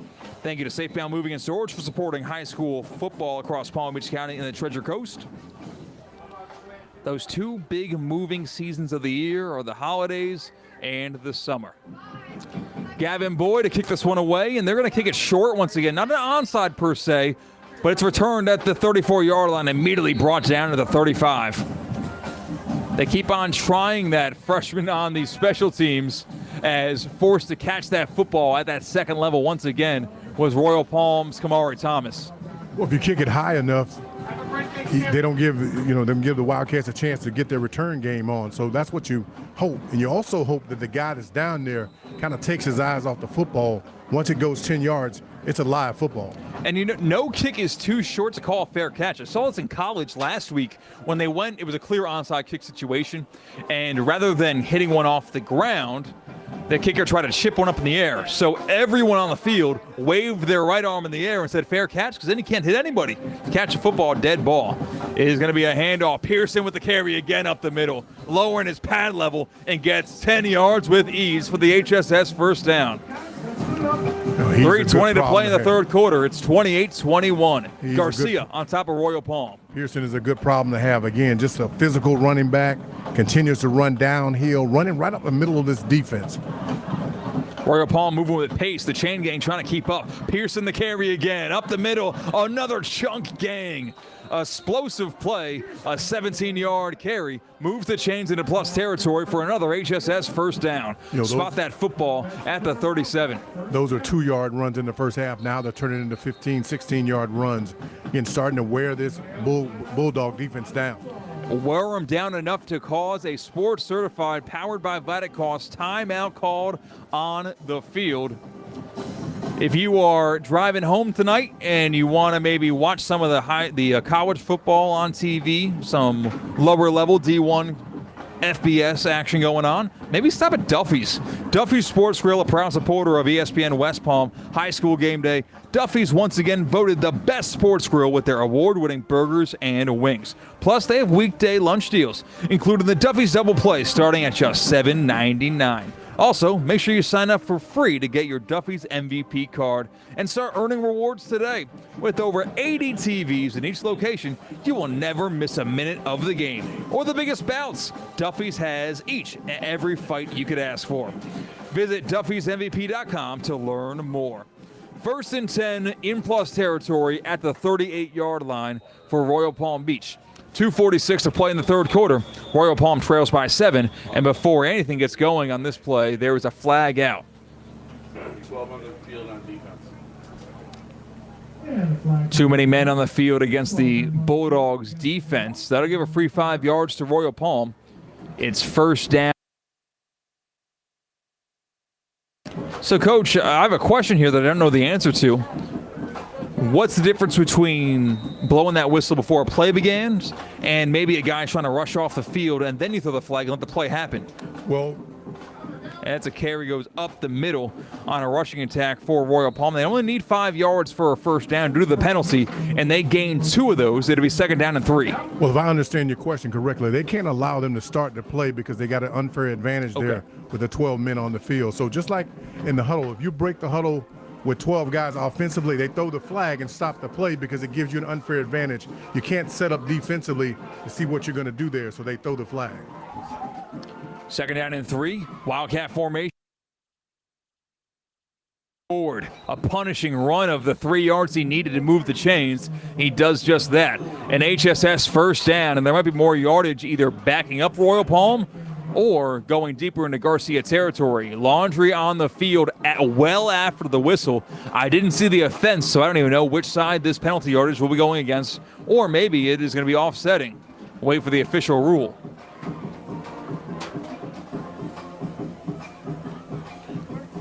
You know, CK, one thing I've noticed is that the Wildcats have taken their big receivers out. So they're just running the ball down the middle of this defense because they realize that they can. James Smith hasn't been in for a couple of plays. We'll see if we bring him back here at some point here in this drive. Very important whether or not Royal Palm got the first down on that carry, because that was a dead ball foul. The initial spot looked like it was going to be an HSS first down, and if that is the case, it would be first down and 25. If he didn't get the first down, it'd be second down and 16. Very different situations. The down being red right now, I wonder if that's correct. It looks like First and 10 is a dead ball. Okay, they will back him up. First and 10 on the dead ball foul from the 42-yard line. So their first down the play when they backed him up on 15 yards. Play action pass. The Wildcat quarterback dumps it into the 25, 15, 10, 5. End zone diving in for 6. Touchdown, Royal Palm, trickeration.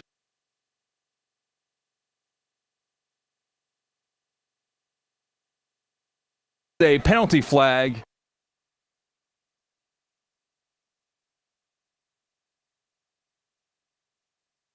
Someone was covered up, went down the field. That's what the officials are calling initially, but yeah. Again, what you're getting because of the running. They've been able to run the ball physically, and all of a sudden you can sneak a guy down there, and that's what happens. These defensive backs are looking down the field. So it will be from a touchdown to a 5-yard penalty to replay the down. Yeah, it's a tough one because the linemen were engaged there, blocking down the field, just being aggressive, but they were down the field too far, and the officials made a good call on that play. We've seen one wild card touchdown so far tonight by the Wildcats of the rushing variety, where Bell kept it himself, ran around the right edge, and tightrope walked down the sideline for 6. That time, Bell showed that he can throw the football. And that opens up an entire array of possibilities, something that defense has to think about now, that it's not for sure a rushing play when you see number 7 take the snap. Well, you know, guys like offensive guys like myself, we're kind of weird, right? We got 1,000 plays. Doesn't really matter. It's just when you call them, where you call them on the field, situations. So, again, you got to know when to call those plays. That was a great play call, just didn't execute because they had guys down the field. Thank you to everyone tuning in on YouTube. ESPN West Palm, that's the home for high school football athletics. We will be at the Atlantic home playoff game tomorrow night. Same place, similar time. That game will also be on the FM dial of ESPN 106.3, so you can listen to the game there. And it'll be on the ESPN South Florida app. If you haven't yet, download the ESPN South Florida app today.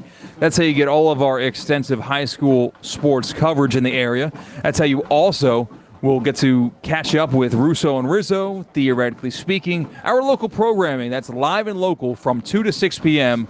on weekdays, live from downtown West Palm Beach. The officials are still going through it. We've yet to have a snap after that touchdown was taken off the board. What do you think as a conversation coach there? I'm not certain what it is, but they did call ineligible receiver down the field, which was a good call. I saw the replay. You had a guy down the field. I don't want to call his name and number, but to protect him. But again, you're down the field because you're engaged as a blocker. And instead of letting the guy go after 2 yards, you're still going further down the field. First and 15. Carry. Bell off the edge. Bell on the second level. And no one's going to catch Bell. It's a touchdown for Royal Palm. From 47 yards out, the Wildcat formation is giving Garcia fits as Trenton Bell keeps it on the right edge and outraces everybody to the goal line. Touchdown to Royal Palm. And they're a point after away from tying this game up again at 28. Same play they ran earlier, just going around the right end, fake it in there, hold it in the belly of the running back, force the defense to make a decision, and Bell pulls it out at the right moment. Goes down the right sideline. On for the point after for Royal Palm Beach is Tyler Bradley. Been perfect so far from this range in this game, and a timeout's going to be called before the point after, which in the second half specifically, the way this game goes on a point after or any special teams play, but that is going to be the hard decision made by head coach Sam Curry because this point means so much. It does. Again, I probably would have allowed that one to go through, get the 5 yards. We can still kick it, and that's a short field goal. But what's happening is every time they go in, get ready to kick the extra point, somebody's dropping a towel on the ground. So the holder is saying, listen, if you get pushed back and trip over that towel, they maybe can come through and block this thing. So I got to get it out of the way. He goes down, the time clock is running. Coaches decide to call timeout. Small intricacies in gamesmanship. 1:40 to play in the third quarter. 28-27 the score before this point after is attempted. And it looks like the offense is on the field for Royal Palm. They're not going for the tie. They're going for the lead. Rolling the dice with 1:40 to play in the third quarter. Pearson looks to be the man in line for the direct snap. I believe joining him in the backfield might be Demetrius Gibson. And Pearson will be taking the snap. Takes the snap. He's going to run it up the middle.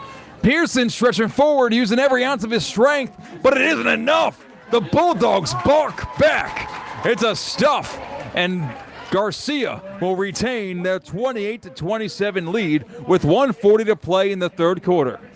Just got to mark this moment in the game because, again, are you chasing points there if you're the Wildcats? That's a good question, but that's the play that they ran in the first half. They adjusted their line, had an unbalanced line to the left side. They scored a touchdown, did it again, got a first down. Tried it here, but the Bulldogs have made that adjustment here in the second half. That adjustment was made in the second half. An adjustment was made today and announced today. The Boca Raton Bowl's got a brand new name with a delicious twist.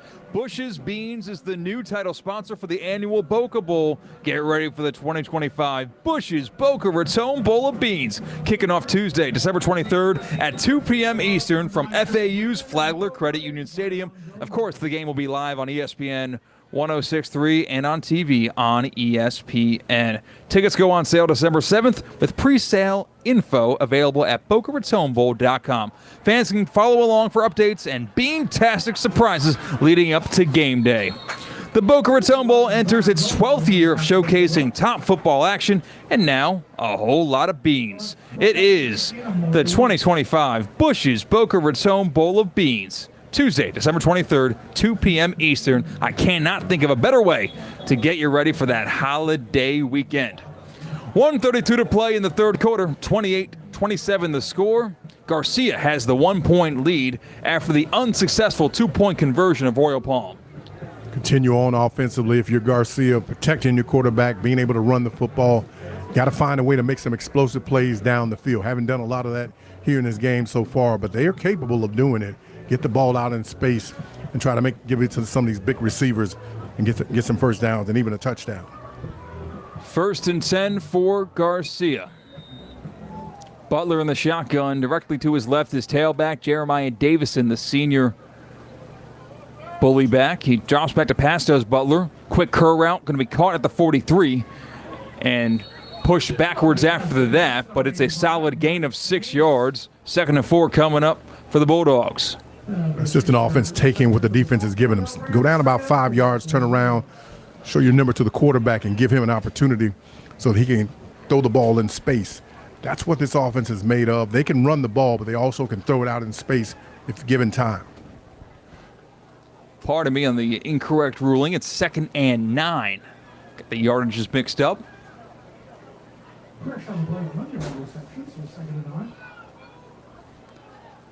Butler in the shotgun, 2 receivers left, and the short side, 2 receivers on that side. Carry up the middle. Davison has to hold on the football there. The Wildcats are just ripping at it. Davison keeps the football and gains several to set up 3rd down and 4.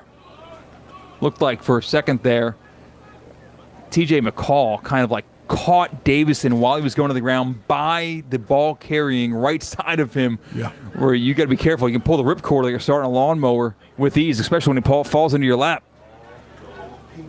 3rd down and 4. Line of gain is their own 48.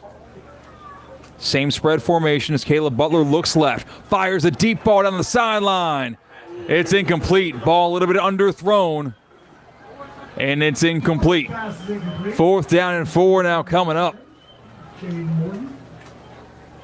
You're right, a little underthrown on that. What you want is to throw it to the left arm of the receiver because he's running up the left sideline. So, again, you don't give the defensive back a chance to make a play and get back. But if you throw it short, he's got a chance to get his head around. That's why the officials maybe didn't call a interference on that. Get his head around and try to defend the ball. So the punt team will take the field for Garcia as Gavin Boyd. Kicker, punter, he does it all with that right foot of his. And back deep to return this one for Royal Palm Beach once again is Jacoby Wooten. Is this fake territory, Coach? Up by 1. Is there any incentive?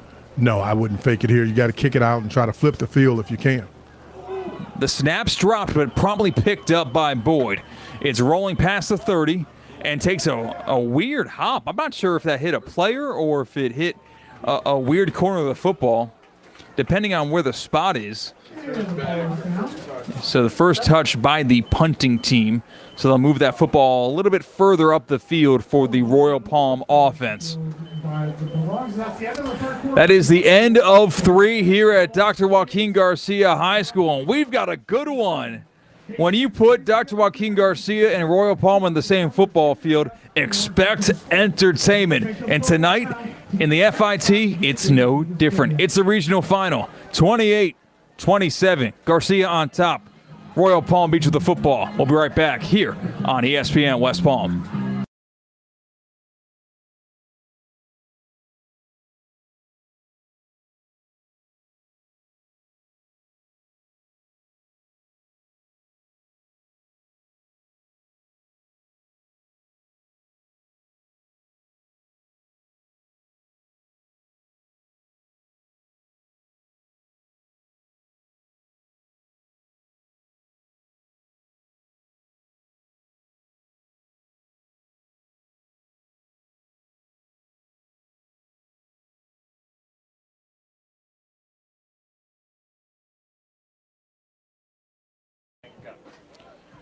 Run, right side. It's Bell across the 30-yard line. Just kind of moonwalking backwards to gain an extra 5 yards there. Second down and medium.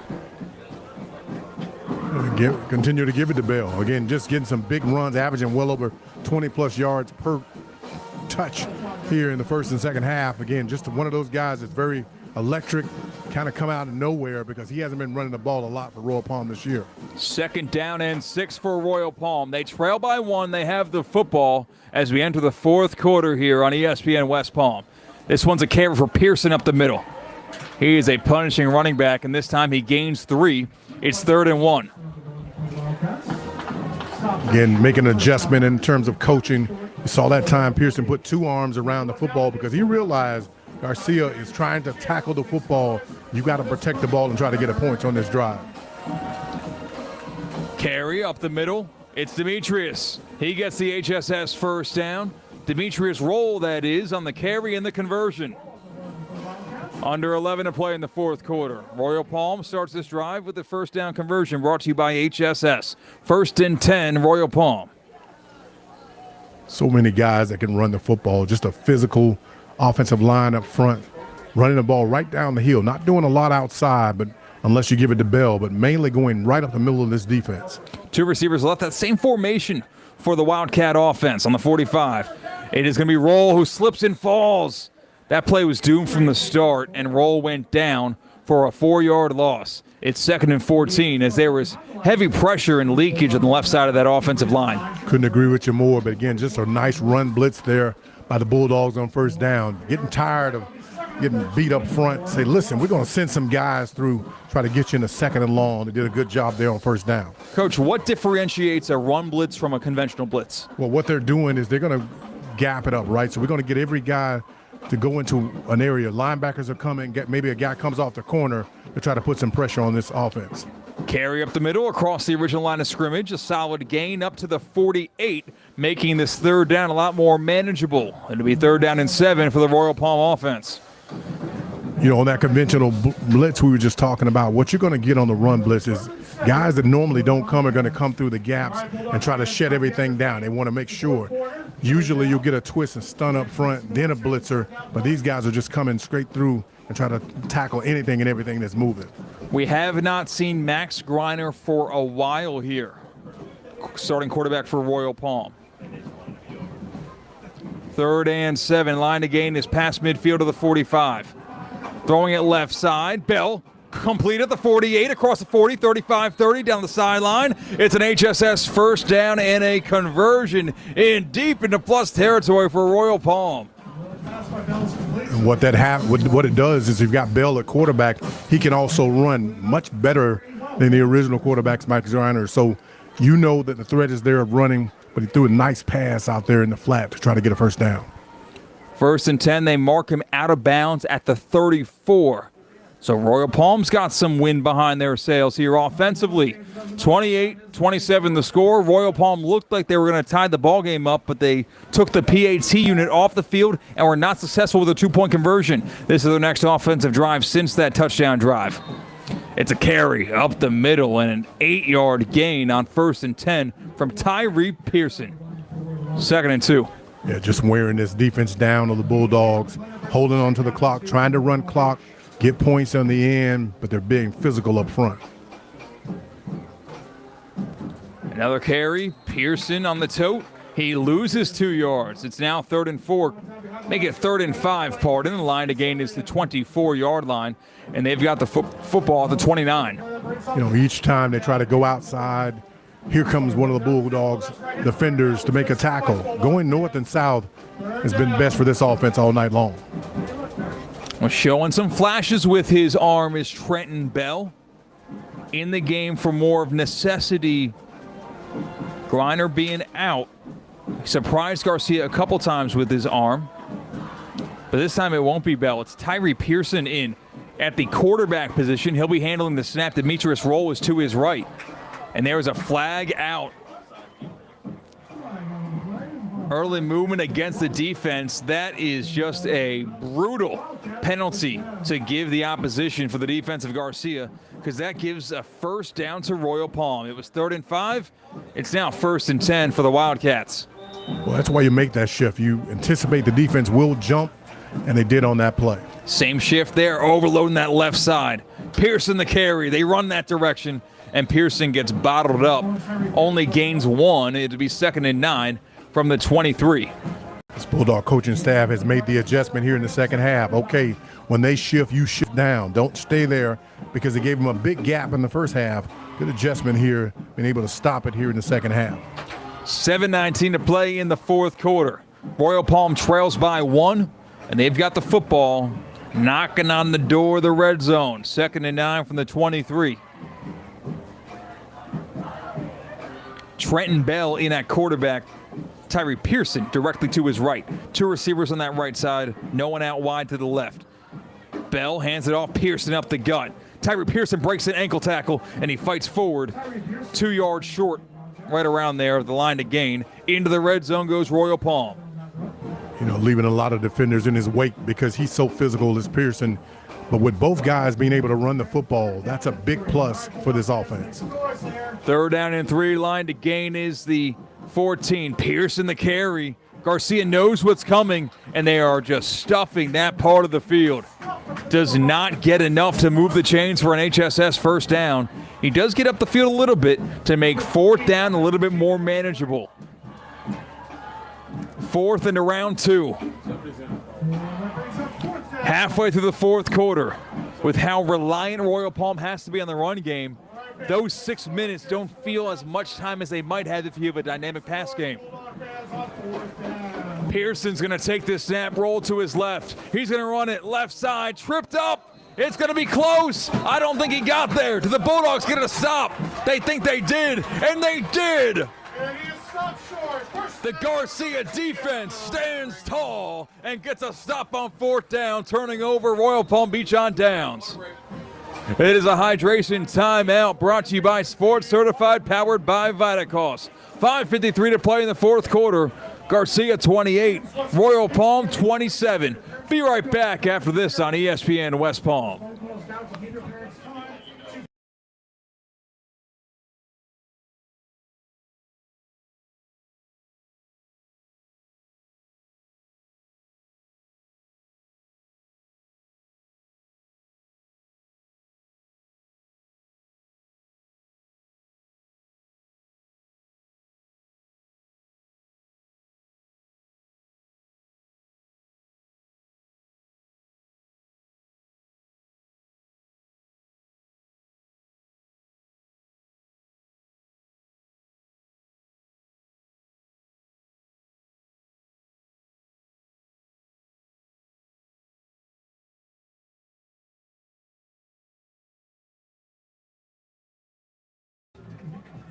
Under 6 to go, just barely. 5:53 reads the 4th quarter clock. Garcia takes over on their own 15-yard line. Royal Palm needed the 14 to move the chains with Tyree Pearson. They could not get there. Here comes Caleb Butler to try to grind this clock down and finish this ball game up if all things go perfectly for head coach Brandon Walker and the Bulldogs. Butler looking to pass, pumps, rolls, throws it across the middle. Dangerous and incomplete. He threw it into a Bermuda Triangle of Wildcat defenders, but it hits the ground incomplete, and it's 2nd and 10. Yeah, very fortunate there with the Bulldogs. Again, Butler tried to throw that, but had pressure on him just as he had in the first half. Trying to get the football out, be aggressive, not taking a chance of just running the ball, but almost threw an interception on that play. 28-27 the score. Garcia with the football, on top by 1.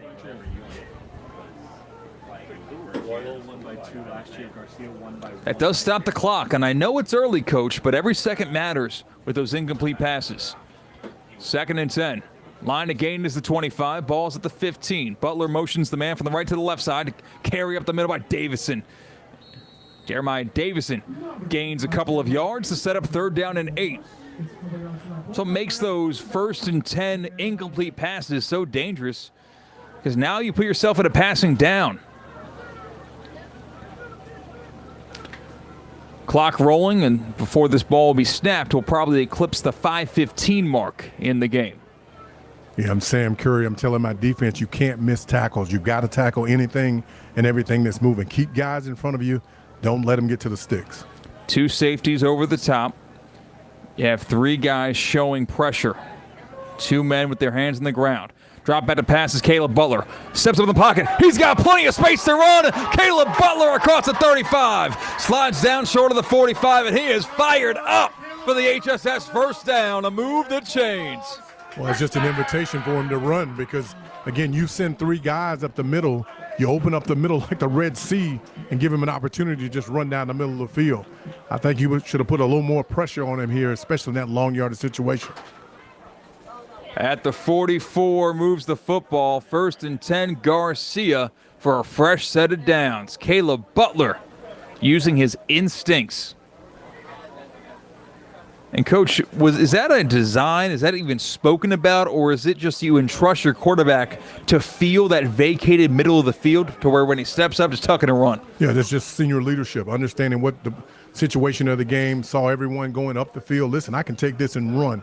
Had enough sense there to get down and protect the football to help his football team as well. Handoff, Davison up the middle.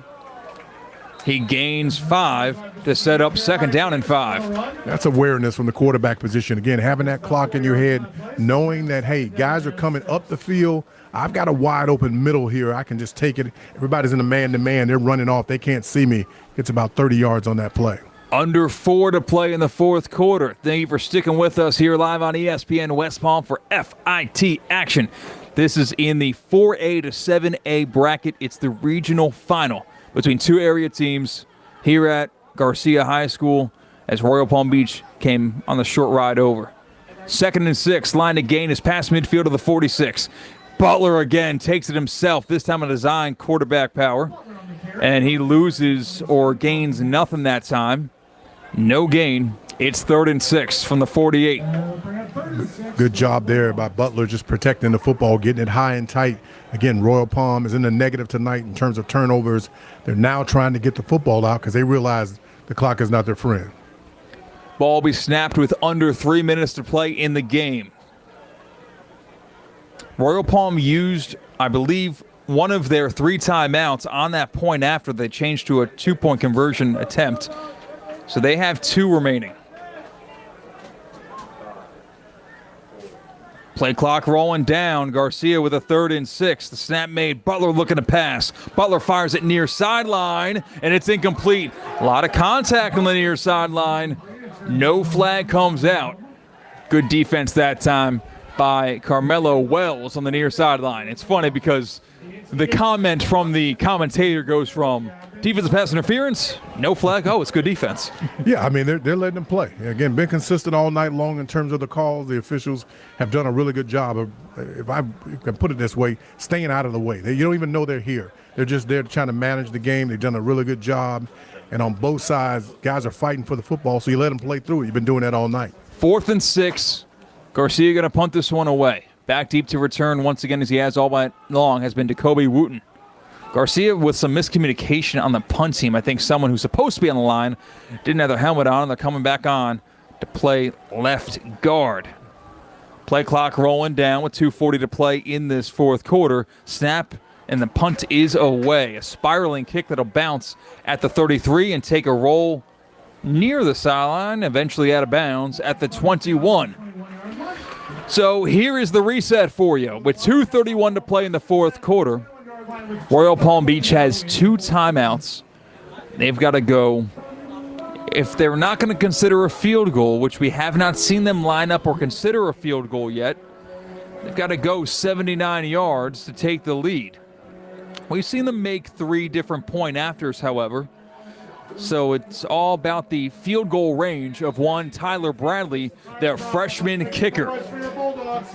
And if you're head coach Sam Curry, you probably just want to punch one on in, because the thought of holding your FIT hopes on a freshman doesn't get you some good sleep at night. It's a handoff up the middle. Pearson on the punishing carry up. He gains 2 yards. It's 2nd and 8. They're leaning on Pearson all night, and that doesn't hurt you. Here comes my guy back in the game, Max Griner. He's back in the game. Where's James Smith? Is he coming back in? He's back in the game too. So again, they've changed their offense back to the regular offense and not being able to just run the ball down the field. There is an injury timeout called. We would take a timeout here in the booth. It is a sports certified, powered by Vitacost. Timeout called here on ESPN West Palm.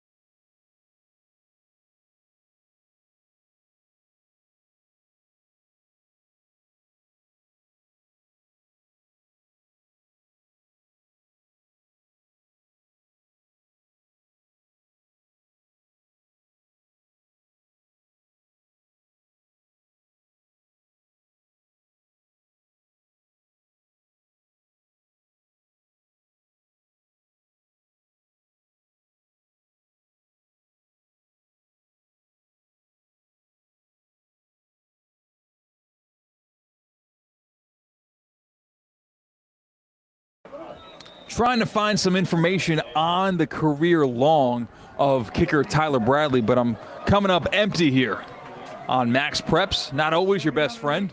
Roll put in motion. Now there's 4 receivers on the left side. Lone receiver to the right side. Griner back in the game, rolling to his right. He takes off with his legs across the 30, and he is close to an HSS first down. Move the chains for Royal Palm, and you stop the clock with 1:59 to play in the fourth quarter. Max Griner back in the game at quarterback for Royal Palm. And you know, he did not look less than 100% health-wise. So maybe he had the help of some Vitacost on the sideline. Replenished, got the electrolytes he needed, and he looks good to go. 2 receivers left. It's Smith and Roll. 2 receivers to the right side, one of which is Brown. Griner with an empty set. Down by 1 is Royal Palm. Griner dropping back to pass, throws it left side. It's going to be caught for a couple of yards gain, and then immediately ripped backwards. Ball comes out, but it was after forward progress was halted, so Royal Palm will get a 4-yard gain. The clock will be rolling, however, as they got a reset here with 2nd and 6 coming up for the Royal Palm Wildcats offense. That's why you tell you guys get back to the line of scrimmage, because you don't want to stand around and jostle with these guys back and forth. The clock is still running. 2nd down and 6. Griner empty set again. Pressure, throws it. It's intercepted at the 45. There goes Garcia, 35-30. Broken tackle and chopped down to the 29. A pick by Joseph McDonald. Garcia, first down. Flag on the play. There is a flag down on the field as Griner unleashed one across the middle of the field, just a little bit too off target, and McDonald swoops on in like a ball hawk. And another flag comes on out for some chatter after the play, well after the play, about 25 seconds after the play. So we'll see how they dish out these unsportsmanlike penalties. First one's going to go against Garcia on defense. I'm trying to see what the first penalty was called. I don't think there. Sideline warning was the first call, so no penalty yardage there. And Garcia gets the football back. You know, just as you mentioned, throwing it across the middle late. Again, had a great idea there, did Max Granite, but he threw it behind his receiver. And McDonald was sitting right there waiting on the ball, just kind of floated over, sailed over the receiver's head. Yeah, that job gets, for as much as it gets easier when you have a defense maybe playing prevent or at least more conservative, not wanting to get beat deep, it gets equally more difficult for a quarterback when the defense knows you're throwing the football. Yeah, They're kind of sitting back on their heels, getting ready to backpedal, knowing the threat of the run really isn't too pertinent. 1st and 10 for Garcia. They've got the football in plus territory at the 44. Not a kneel-down situation because of 2 timeouts for Royal Palm. Handoff, Davison up the middle. And Davison gains a couple of yards, set up 2nd down and around 7. Timeout called by Royal Palm. 1:11 to play in the 4th quarter. They've got one more timeout remaining. Got to find a way for your Royal Palm to tackle the football. Again, first guy come in, wrap up, try to pull the ball out. But also on the other side, Garcia knows that they've got to protect the ball by putting 2 hands on it and try to run this clock out. It is a timeout brought to you by Sports Certified, powered by Vitacos. Stick around after the final whistle because we will give you your look ahead. Brought to you by Bush's Boca Raton Bowl of Beans. And we got to give the Duffy's MVP of the game. That is all after the final whistle here on ESPN West Palm. Thank you so much for joining us on YouTube, Facebook, or X. If you were to ask me the best way to watch, I think YouTube might be your best option. It makes it nice and easy to look at an instant replay. So make sure you subscribe on YouTube at ESPN West Palm. That is where our extensive high school football coverage will continue, and as it has been all season long, into these playoff runs from our local Palm Beach County and Treasure Coast teams. 2nd and 8 for Garcia. They need one more first down to ice the ball game. Davison the carry up the middle. There goes Davison, and he's got the HSS first down. And that should be it. Move the chains to the 32-yard line. 1st and 10 Garcia, brought to you by HSS. Timeout called by Royal Palm Beach with 1 minute and 4 seconds to play in the game. But after this timeout, presented by Sports Certified, powered by Vitacos, you will see 2 kneel downs and a completed ball game. Yeah, the best formation in all of football, especially when you're doing it, just a kneel down. Again, just getting a chance to make the play in the backfield. The Wildcats missed a tackle on that. Not that they would have had, it'd been a loss, tackle for loss, but again, you still got to stop it on 3rd down. But now, like you said, just 2 knees and this one's over. A complete performance from Garcia. 3 critical turnovers. And you really can call it 4 with that fumbled snap on the punt. You had a fumble that they forced on the quarterback Reiner. You had an interception inside the 5-yard line. Both those plays, by the way, happened in the red zone for Royal Palm. You had the interception you saw just there on a do-or-die 2-minute drill, last gasp effort, where Royal Palm was trying to get into field goal range. And you had a high snap over the head of the Royal Palm punter that set up Garcia in a red zone opportunity inside the 15-yard line that they converted into a touchdown. So 4 massive turnovers that either took points off the scoreboard for Royal Palm or directly put points on the scoreboard for Garcia. The first knee was taken, and the rest will just be a formality as the Dr. Joaquin Garcia Bulldogs survive and advance in the FIT for the big schools from Class 4A to 7A. After Garcia survived against the 8-seed Sarasota 55-33, they survive a scare to familiar foe Royal Palm Beach in a win that will read 28-27 as the final kneel down is made. We're going to take a quick break.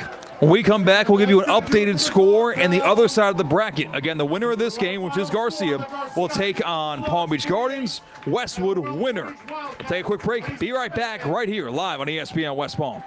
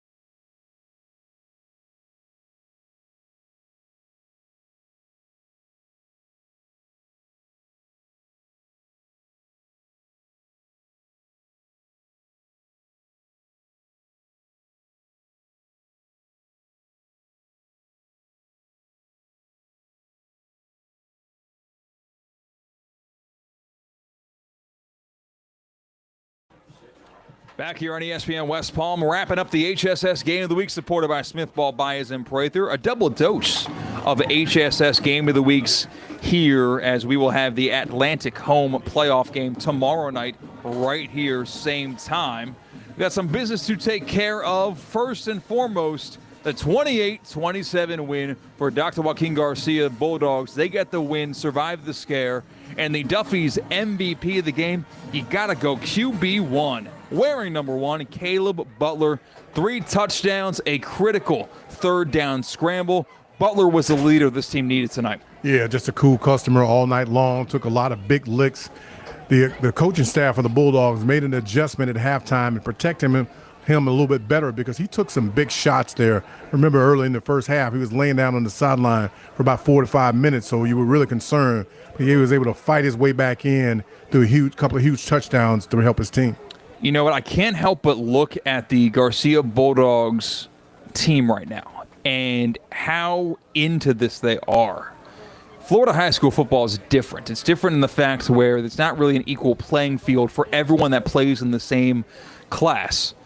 You tell those guys this tournament doesn't mean anything. I mean, it's incredible. A new lease on life, more opportunity, and these guys are just digging every second of it. As you mentioned, I mentioned Caleb Butler, your Duffy's MVP of the game. Now we will take a look ahead. I looked ahead already to tomorrow night, where we've got the MacArthur Atlantic game in Class 5A Region 4. That game will be on ESPN West Palm. It'll be on X at ESPN Top 63. It'll be on Facebook, ESPN West Palm, and it'll be on the FM dial, ESPN 106.3. And if that wasn't enough, download the ESPN South Florida app because you can listen to the game there as well. More action tomorrow across Palm Beach County and the Treasure Coast. You see it on your screen in front of you. West Boca survived a scare last week. They've got East Lake next tomorrow night. How about Fort Pierce Central having a very impressive season? Their next task is Dr. Phillips in 7A. Vero Beach, other side of that bracket, they've got Lake Nona tomorrow night. Glade Central, they've got Lakewood. Pahokie's got Taylor County. And you got Spanish River. Those Sharks are still alive. They've got Goldman tomorrow night. That was your look ahead. Brought to you by not just the Boca Raton Bowl. Oh, of course, it's the Bush's Boca Raton Bowl of Beans. I'm telling you, you got to be there Tuesday, December 23rd, 2 p.m., FAU's Flagler Credit Union Stadium, live on ESPN and on ESPN 106.3. Well, for Coach Bell, I'm Christian Catt on the call, here for the HSS Game of the Week, supported by Smith Ball, Baez, and Prather. Congratulations to Dr. Joaquin Garcia for getting the win and keeping their FIT season alive. Well, Catt, pick things up tomorrow night. Atlantic playing against MacArthur. Pregame starts at 6 o'clock here on ESPN West Palm. Good night from Garcia High School.